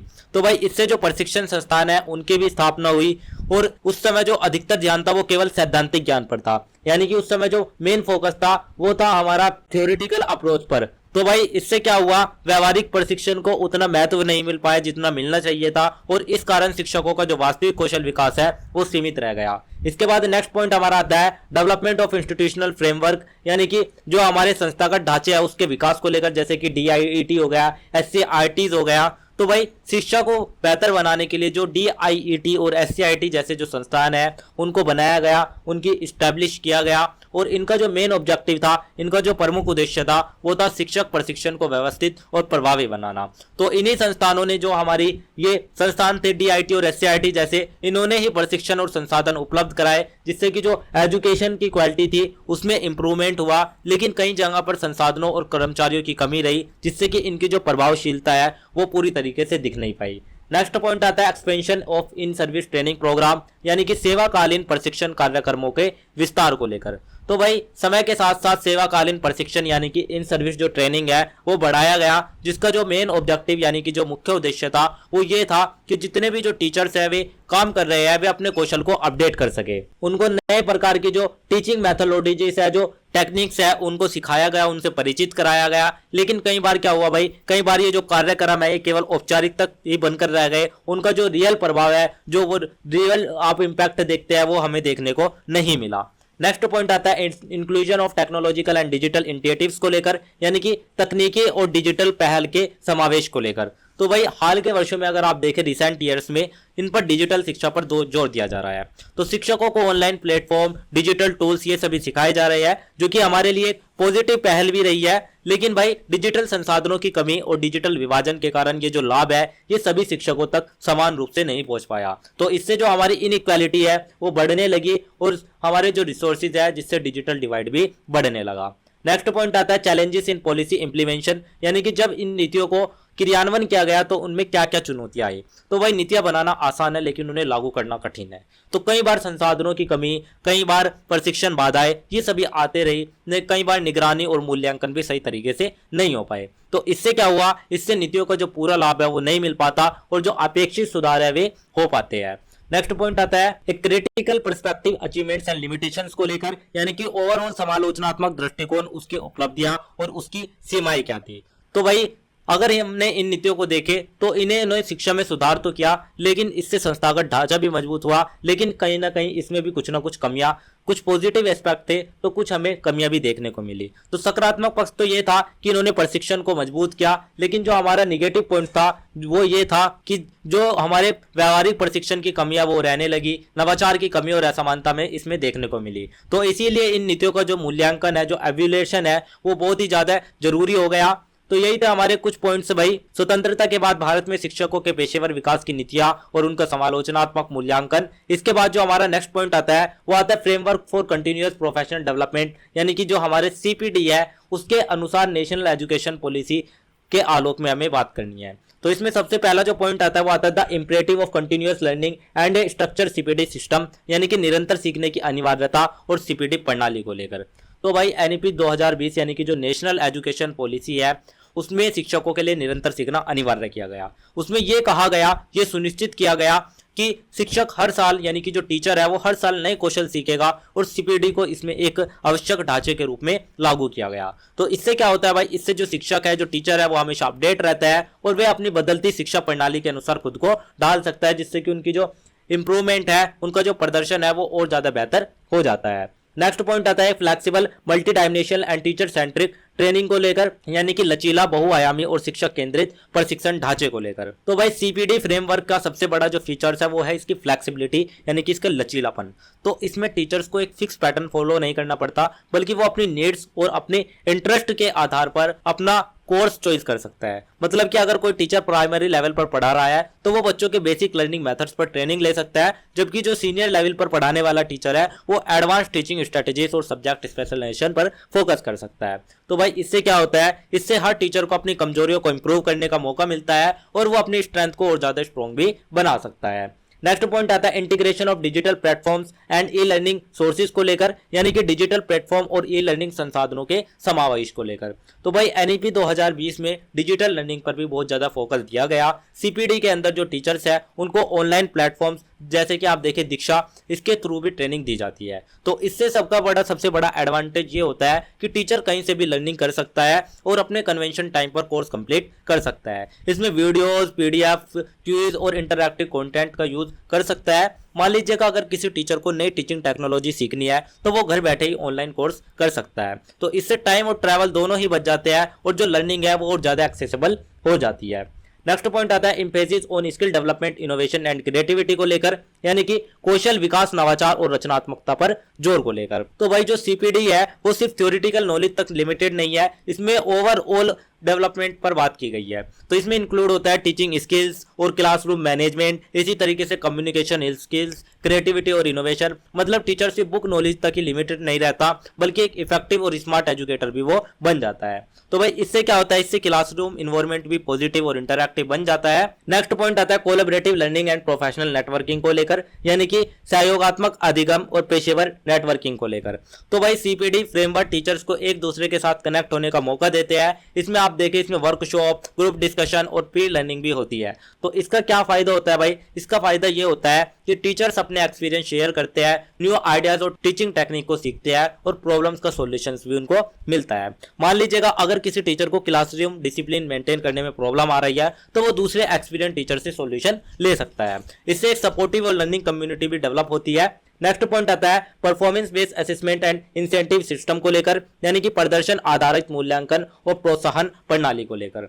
तो भाई सीपीडी में टीचर्स के परफॉर्मेंस को भी ट्रैक किया जाता है। मतलब कि जो टीचर एक्टिवली पार्टिसिपेट करता है और अपनी टीचिंग इंप्रूव करता है, उसको रिकॉग्नाइजेशन और रिवॉर्ड्स भी मिलते हैं, यानी कि उसको पदोन्नति और अन्य प्रोत्साहन दिए जाते हैं। और ये इंसेंटिव हो सकता है जैसे कि सर्टिफिकेट्स हो गए, प्रमोशंस हो गए, या सैलरी बेनिफिट्स हो गए, या अवार्ड्स हो गए। तो इससे क्या होता है, इससे टीचर्स के अंदर मोटिवेशन बढ़ता है और वो अपने काम को और ज्यादा बेटर करने की कोशिश करता है। तो इसका जो डायरेक्टली इंपैक्ट है वो स्टूडेंट्स की लर्निंग पर भी पड़ता है। तो यही था भाई हमारे कुछ पॉइंट्स राष्ट्रीय शिक्षा नीति के आलोक में सतत वार्षिक सीपीडी के ढांचे को लेकर। नेक्स्ट पॉइंट हमारा आता है benefits of the CPD framework in the education of in service teachers, यानी कि सेवारत शिक्षकों की शिक्षा में सीपीडी के क्या लाभ है।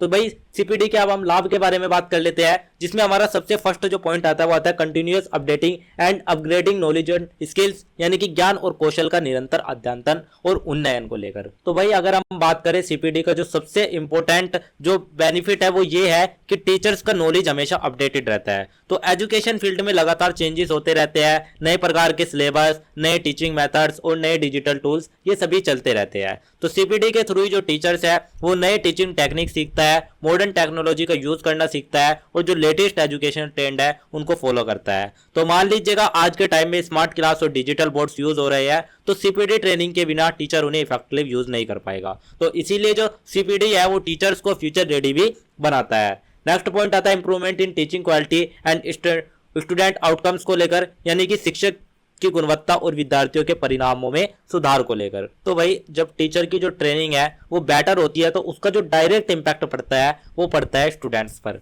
तो सीपीडी के थ्रू टीचर्स नए और इफेक्टिव टीचिंग मेथड सीखता है, उसका यूज करता है, जिससे कि स्टूडेंट को समझने में भी आसानी होती है।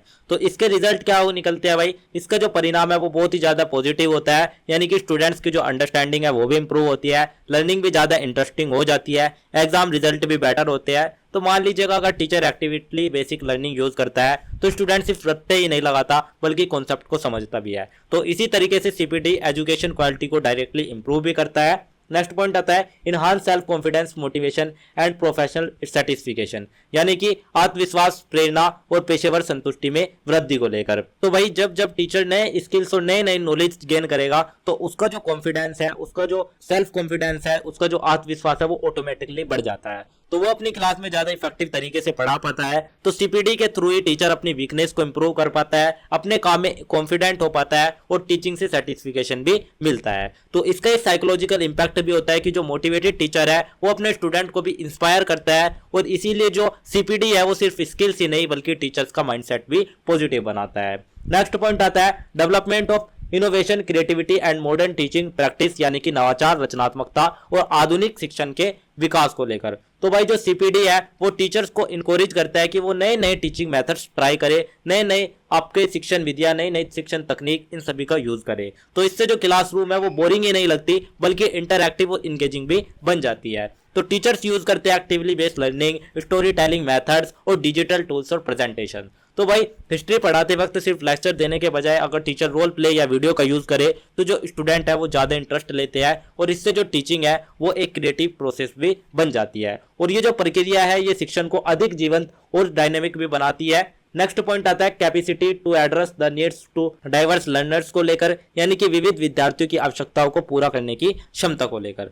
तो भाई आज के जो क्लासरूम है उनमें हर स्टूडेंट अलग होता है, किसी की लर्निंग स्पीड ज़्यादा होती है, किसी की स्लो होती है। तो जो सीपीडी है वो टीचर्स को सिखाता है कि कैसे वो हर टाइप के स्टूडेंट को इफेक्टिवली हैंडल करे। तो इसमें क्या क्या इंक्लूड होता है भाई? तो भाई इसमें क्या क्या इंक्लूड होता है? इसमें इंक्लूड होता है आपका inclusive education technique, different learning styles को समझना और जो वीक स्टूडेंट्स होते हैं उनको सपोर्ट करना। तो इसका रिजल्ट क्या निकलता है? इसका रिजल्ट ये होता है कि हर स्टूडेंट को इक्वल अपॉर्चुनिटी मिलती है, कोई भी जो स्टूडेंट है वो पीछे नहीं छूटता। तो इससे जो एजुकेशन सिस्टम है वो और ज़्यादा इंक्लूसिव और ज़्यादा फेयर भी बन जाता है। नेक्स्ट एंड लास्ट पॉइंट आता है हमारा opportunities for career advancement, leadership and professional development को लेकर, यानी कि करियर उन्नति, नेतृत्व और व्यावसायिक विकास के अवसर को लेकर। तो जो सीपीडी है वो टीचर्स के करियर को भी बूस्ट करता है, क्योंकि जब टीचर रेगुलरली ट्रेनिंग लेता है और उसने परफॉर्मेंस को बेस करता है, इंप्रूव करता है, तो उसके लिए जो नई अपॉर्चुनिटीज है वे कहीं ना कहीं ओपन हो जाती है। जैसे कि आप देखें उनका प्रमोशन हो जा सकता है, जैसे कि वे सीनियर टीचर बन सकते हैं, प्रिंसिपल बन सकते हैं, प्रिंसिपल से कोई एजुकेशनल ऑफिसर बन सकते हैं, और इसी के साथ साथ उनको लीडरशिप रोल्स प्ले करने आ जाते हैं, स्पेशल रिकॉग्नाइजेशन और अवार्ड मिल जाते हैं। जैसे कि एक टीचर को जो रेगुलरली सीपीडी प्रोग्राम्स अटेंड करता है वो फ्यूचर में स्कूल लीडर या ट्रेनर भी बन सकता है। तो इसीलिए जो सीपीडी टीचर्स है उसको सिर्फ प्रेजेंट ही नहीं बल्कि फ्यूचर करियर के लिए भी प्रिपेयर करता है। तो सिर्फ इतने ही पॉइंट लिखने हैं आपको सेवारत शिक्षा की शिक्षा में सीपीडी ढांचे के लाभ के। इसके बाद आपको क्या करना है, एंड में आपको इस आंसर के एक कंक्लूजन यानी कि एक निष्कर्ष को ऐड कर देना है। तो भाई अब हम बात कर लेते हैं हमारे क्वेश्चन नंबर 7 के बारे में। तो क्वेश्चन नंबर 7 में हमसे क्या पूछा गया है, सबसे पहले आप उसको समझिएगा।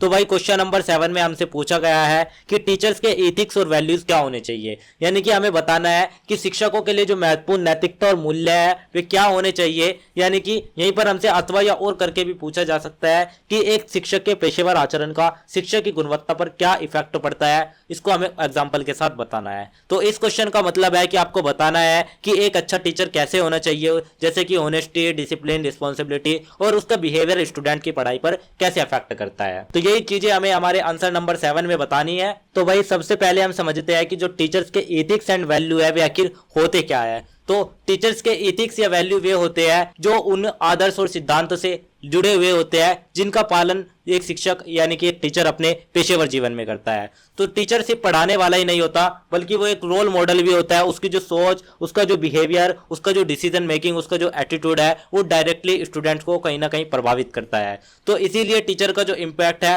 वो सिर्फ क्लासरूम तक ही लिमिटेड नहीं रहता, वो हमारे समाज, हमारे स्टूडेंट्स के कैरेक्टर और उसकी पर्सनैलिटी डेवलपमेंट को भी शेप करता है। यानी कि आप कह सकते हैं कि जैसा टीचर होगा वो स्टूडेंट भी वैसा ही बनने की कोशिश करता है। तो चलिए सबसे पहले हम बात करते हैं शिक्षकों के लिए महत्वपूर्ण नैतिकता और मूल्य क्या होने चाहिए, यानी कि important ethics and values for teachers, जिसमें हमारा सबसे पहला जो वैल्यू आती है वो आती है होनेस्टी एंड इंटीग्रिटी, यानी कि ईमानदारी और सत्यनिष्ठा को लेकर। तो भाई टीचर को अपने काम और व्यवहार में होनेस्ट होना चाहिए, यानी कि कोई भी टीचर है उसको होनेस्टी सबसे पहले रखनी चाहिए, अपने काम और व्यवहार में उसको होनेस्ट होना चाहिए, फेयर मार्किंग उसको करनी चाहिए, ट्रूथफुल उसको रहना चाहिए, स्टूडेंट के सामने एग्जाम्पल उसको बनना चाहिए। तो इसका इफेक्ट क्या पड़ता है, इससे इफेक्ट ये पड़ता है कि जो स्टूडेंट्स होगा स्टूडेंट वो भी होनेस्टली सीखता है और इन्वायरमेंट भी पॉजिटिव बनता है।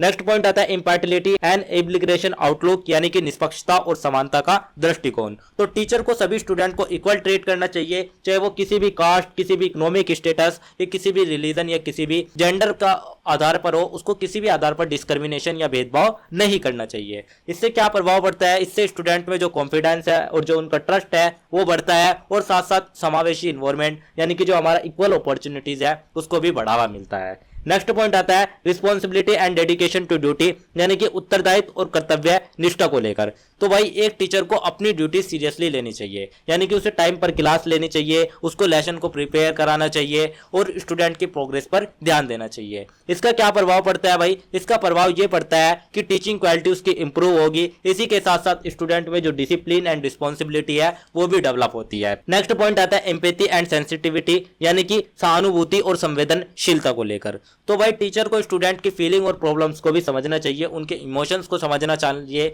मान लीजिएगा अगर कोई स्टूडेंट वीक है या पर्सनल प्रॉब्लम से गुजर रहा है तो टीचर को उसे सपोर्ट करना चाहिए। तो इसका भाई प्रभाव क्या होगा, इसका प्रभाव ये होगा कि जो स्ट्रॉन्ग टीचर है वो स्टूडेंट रिलेशनशिप बनता है और स्टूडेंट खुलकर सीखते हैं। नेक्स्ट पॉइंट आता है डिसिप्लिन एंड एक्सप्लिमेरी कंडक्ट को लेकर, यानी कि अनुशासन और आदर्श व्यवहार को लेकर। तो भाई टीचर स्टूडेंट के लिए सिर्फ एक रोल मॉडल होता है, इसीलिए उसे खुद डिसिप्लिन और रिस्पेक्टफुल बिहेवियर रखना चाहिए। यानी कि अगर वो खुद डिसिप्लिन में रहेगा तो उसके जो स्टूडेंट है वे भी डिसिप्लिन में रहेंगे। तो इसका मतलब ये हुआ कि टाइम पर क्लास लेना, proper dress and behaviour maintain करना, स्टूडेंट के साथ रिस्पेक्टफुल कम्युनिकेशन करना। तो इन सभी का प्रभाव क्या होगा? इन सभी का प्रभाव यही होगा कि क्लास में जो एक पॉजिटिव इन्वायरमेंट है और एक जो कोलैबोरेटिव इन्वायरमेंट है वो बनता है और स्टूडेंट भी डिसिप्लिन सीखते हैं और उसको फॉलो करते हैं। तो टीचर जैसा बिहेव करेगा स्टूडेंट भी वैसा ही सीखेंगे। नेक्स्ट पॉइंट आता है a propensity for continuous learning and self development को लेकर, यानी कि निरंतर सीखने और आत्म विकास की प्रकृति को लेकर। तो भाई टीचर को क्या करना चाहिए? टीचर को हमेशा सीखते रहना चाहिए। एजुकेशन फील्ड कॉन्स्टेंटली चेंज होती रहती है, इसीलिए उसका अपडेट होना, उसमें परिवर्तन आना जरूरी होता है। तो टीचर को न्यू टीचिंग मेथड सीखने चाहिए, टेक्नोलॉजी यूज करना आना चाहिए और जो ट्रेनिंग प्रोग्राम्स है उनको उसको अटेंड करना चाहिए। इसका प्रभाव क्या पड़ेगा? इससे जो टीचर है वो मॉडर्न और इफेक्टिव बनता है, साथ साथ टीचिंग क्वालिटी भी उसकी इंप्रूव होती है। तो यही थे भाई कुछ पॉइंट्स हमारे शिक्षकों के लिए महत्वपूर्ण नैतिकता और मूल्य को लेकर। इसके बाद जो हमारा नेक्स्ट पॉइंट आता है वो हमारा आता है the impact of a teacher professional conduct on the quality of education, यानी कि शिक्षक के पेशेवर आचरण का शिक्षक की गुणवत्ता पर प्रभाव को लेकर। तो इसमें हमारा जो सबसे फर्स्ट पॉइंट आता है वो आता है enhancing teaching effectiveness and learning outcomes, यानी कि शिक्षण की प्रभावशीलता और अधिगम परिणामों में सुधार को लेकर। तो भाई जब एक टीचर प्रोफेशनल होता है तो वो प्रॉपर प्लानिंग करता है, क्लियर एक्सप्लेनेशन रखता है और डिफरेंट मेथड्स भी यूज करता है। जिसका क्या प्रभाव पड़ता है? इसका प्रभाव स्टूडेंट को कॉन्सेप्ट अच्छे से समझ में आने लगते हैं और उसके जो रिजल्ट है वो भी इंप्रूव होने लगते हैं। जैसे कि आप देखें कि लेसन प्लान बनाकर पढ़ाने वाला जो टीचर है वो ज्यादा इफेक्टिव होता है। नेक्स्ट पॉइंट आता है creating a positive safe and simulated learning environment, यानी कि सकारात्मक, सुरक्षित और प्रेरक शिक्षण वातावरण के निर्माण को लेकर। तो इथिकल टीचर क्लास में सेफ और रिस्पेक्टफुल एनवायरनमेंट बनाता है। इसका मतलब स्टूडेंट को बोलने की फ्रीडम उसमें होनी चाहिए, फेयर फ्री इन्वायरमेंट होना चाहिए और टीचर पनिश करने के बजाय गाइड करने वाला होना चाहिए। तो इससे जो स्टूडेंट के अंदर कॉन्फिडेंस है वो भी बढ़ता है और उसका जो क्लास पार्टिसिपेशन है वो भी बढ़ने लगता है। नेक्स्ट पॉइंट आता है contributing to character building and value development in students, यानी कि विद्यार्थियों के चरित्र निर्माण और मूल्य के विकास में योगदान को लेकर। तो भाई टीचर का जो बिहेवियर है वो स्टूडेंट्स के कैरेक्टर को शेप करता है। टीचर के थ्रू ही स्टूडेंट सीखते हैं ऑनेस्टी, डिसिप्लिन, रिस्पॉन्सिबिलिटी और रिस्पेक्ट।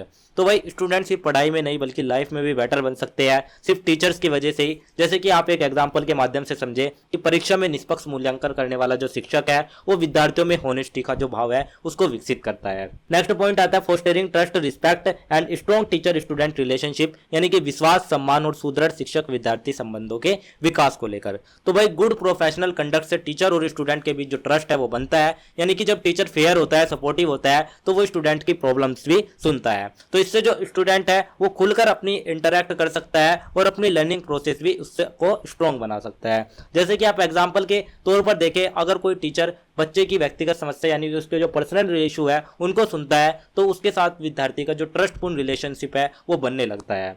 नेक्स्ट पॉइंट आता है promoting inclusive and equitable education को लेकर, यानी कि समावेशी और न्यायपूर्ण शिक्षा को बढ़ावा देने को। तो भाई टीचर को सभी स्टूडेंट्स को इक्वल अपॉर्चुनिटी देनी चाहिए। इसका मतलब उसको वर्क वीक और स्ट्रॉन्ग दोनों पर ही ध्यान देना चाहिए। डिफरेंट एबिलिटीज को समझना चाहिए क्योंकि कुछ बच्चे जल्दी सीख जाते हैं, कुछ कम सीखते हैं, तो सभी को उसको ध्यान में रखकर रखना चाहिए ताकि कोई भी स्टूडेंट पीछे ना छूटे और फेयर लर्निंग एनवायरनमेंट भी बना रहे। नेक्स्ट पॉइंट आता है fostering motivation, discipline and a culture of learning को लेकर, यानी कि प्रेरणा, अनुशासन और सीखने की संस्कृति का विकास। तो टीचर का जो पूरा बिहेवियर है वो पूरी स्कूल कल्चर को अफेक्ट करता है। यानी कि जब टीचर पंचुअल होता है, रिस्पॉन्सिबल होता है, पॉजिटिव एटीट्यूड रखता है तो उससे जो स्टूडेंट है वे भी मोटिवेट रहते हैं और डिसिप्लिन डेवलप उनके अंदर होता है और स्कूल का जो इन्वायरमेंट है वो भी बढ़ने लगता है। तो उदाहरण अगर एग्जाम्पल के तौर पर अगर आप देखें, अगर कोई टीचर टाइम पर आकर अपना कार्य पूरा करता है तो विद्यार्थियों के अंदर भी वही हैबिट विकसित होने लगती है।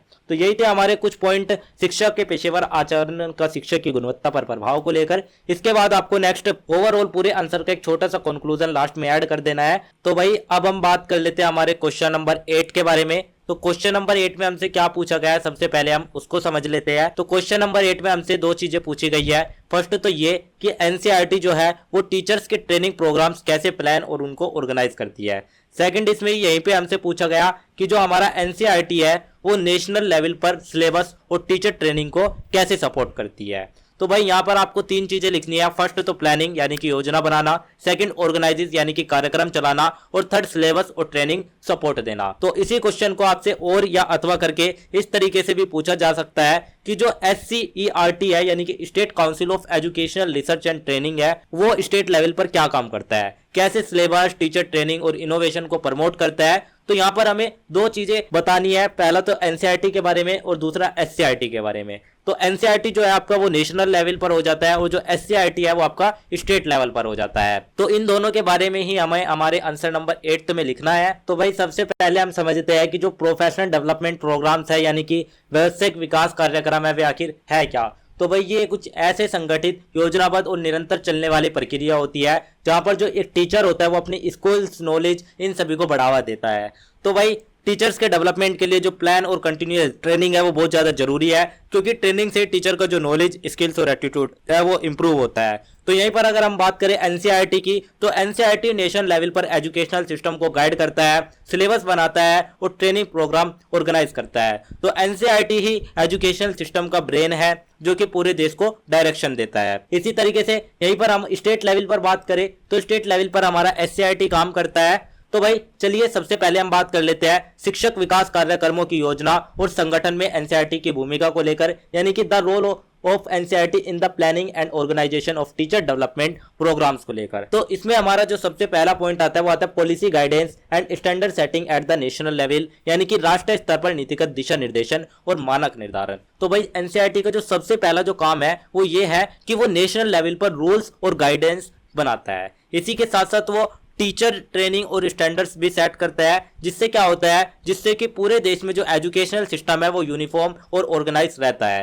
तो इसी के माध्यम से ये अपने जो सिलेबस होता है उसको भी हमारा NCERT बनाता है, और ये जो एक तरीके से जो भी मानक बनाता है, जो भी क्वालिटी इंक्योर बनाता है, वही हमारे पूरे देश में चलते हैं। नेक्स्ट पॉइंट आता है organisation of training programme, workshop and FDPs, यानी कि प्रशिक्षण कार्यक्रम, कार्यशालाओं और FDP का आयोजन को लेकर। तो भाई NCERT ऑर्गेनाइज करता है विभिन्न प्रकार के ट्रेनिंग प्रोग्राम्स, वो अलग अलग वर्कशिप और FDP जिसे हम फैकल्टी डेवलपमेंट प्रोग्राम्स भी कहते हैं, जिनमें क्या होता है, जिनमें जो टीचर्स है वे सीखते हैं न्यू टीचिंग मेथड्स, टेक्नोलॉजी का यूज किस तरीके से किया जाए और मॉडर्न क्लासरूम के बारे में। तो इससे जो टीचर है वो अपडेटेड और इफेक्टिव भी बना रहता है। नेक्स्ट पॉइंट आता है development of सर्कुलम, text books and teaching materials. तो जैसे कि मैंने अभी आपको बताया कि जो NCERT है वही हमारा सिलेबस तैयार करता है, वही हमारी टेक्स्ट बुक्स पब्लिश करता है और वही टीचिंग लर्निंग मटेरियल को तैयार करता है। तो जो NCERT बुक्स में हम पढ़ते हैं वही इसकी रिस्पॉन्सिबिलिटी होती है। तो पूरे देश में ये स्टैंडर्ड एजुकेशन मिलता है हमारी NCERT के वजह से। इसी वजह से ये जो संसाधन है ये शिक्षकों को विषय को सरल, स्पष्ट और मैनर के रूप में बनाते हैं।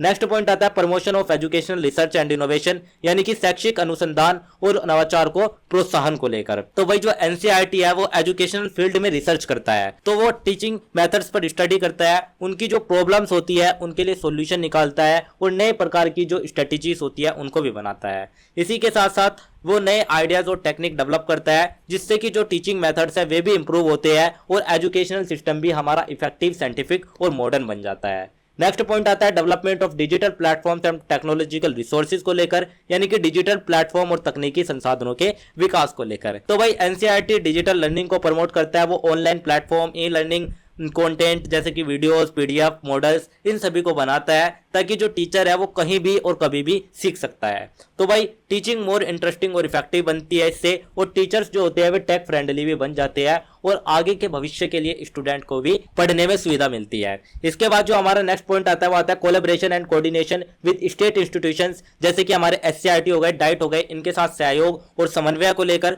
तो भाई NCERT जो है वो स्टेट लेवल पर होता है, लेकिन ये हमारे SCERT DIT यानी कि जो हमारे NCERT जो होता है वो हमारा नेशनल लेवल पे होता है, लेकिन ये कुछ स्टेट लेवल इंस्टीट्यूशन जैसे कि SCERT DIET इनके साथ मिलकर काम करता है। तो इसका जो काम होता है वो होता है इनको गाइडेंस देना, ट्रेनिंग सपोर्ट करना और इनको रिसोर्सेज प्रोवाइड करना, जिससे क्या होता है, इससे जो नेशनल पॉलिसीज स्टेट है और जो डिस्ट्रिक्ट लेवल तक है वो प्रॉपर्ली इंप्लीमेंट होती है और पूरे देश का जो एजुकेशनल सिस्टम है वो पूरी तरीके से ऑर्गेनाइज रहता है। तो भाई यही थे हमारे कुछ पॉइंट NCERT के भूमिका, को लेकर। इसके बाद जो हमारा नेक्स्ट पॉइंट आता है वो हमारा आता है एससीईआरटी की भूमिका और शिक्षा को सुदृढ़ बनाने के योगदान, यानी कि the role of SCERT and the contribution to strengthening teacher education को लेकर। तो अभी तो हमने बात करी एनसीईआरटी की, अब हम बात कर लेते हैं एससीईआरटी की। तो भाई आप सबसे पहले एक सिंपल सा डिफरेंस समझो, जो एनसीईआरटी है वो नेशनल लेवल पर है और जो एससीईआरटी है वो स्टेट लेवल पर है। तो सबसे पहला जो हमारा पॉइंट आता है वो आता है curriculum development and adoption to local needs at the state level, यानी कि राज्य स्तर पर पाठ्यक्रम निर्माण और स्थानीय आवश्यकताओं के अनुसार अनुकूलन को लेकर। तो भाई जो एससीईआरटी है वो अपने स्टेट के हिसाब से सिलेबस बनाता है। कैसे? अगर उसका कोई लॉजिकल कल्चर है, लैंग्वेज है और नीड्स है, उन सभी को वो ध्यान में रखेगा, लेकिन ऐसा नहीं कि वो एनसीईआरटी की जो गाइडेंस है उसको फॉलो नहीं करेगा। वो हमेशा एनसीईआरटी की गाइडेंस को फॉलो करेगा, लेकिन अपने लोकल कल्चर, लैंग्वेज और नीड्स को ध्यान में रखकर उनको सिलेबस बनाएगा, जिससे कि जो स्टूडेंट्स हैं उनको रिलेटेबल और प्रैक्टिकल नॉलेज मिल सके और इससे जो प्रभावी शिक्षण है वो भी बढ़ता है। नेक्स्ट पॉइंट आता है organisation and effective implementation of teacher training programmes को लेकर, यानी कि शिक्षक प्रशिक्षण कार्यक्रमों का आयोजन और उनका प्रभावी क्रियान्वयन को लेकर। तो भाई जो एससीईआरटी है वो टीचर के लिए ट्रेनिंग ऑर्गेनाइज करता है। विभिन्न प्रकार की वर्कशॉप, सेमिनार, ट्रेनिंग सीजन्स ये चलाए जाते हैं और इसमें जो टीचर्स है वे सीखते हैं नए प्रकार के टीचिंग मेथड्स, टेक्नोलॉजी का यूज और एवेल्यूएशन टेक्निक के बारे में, जिससे कि जो टीचर्स है वो अपडेटेड भी बना रहता है और इफेक्टिव भी बना रहता है।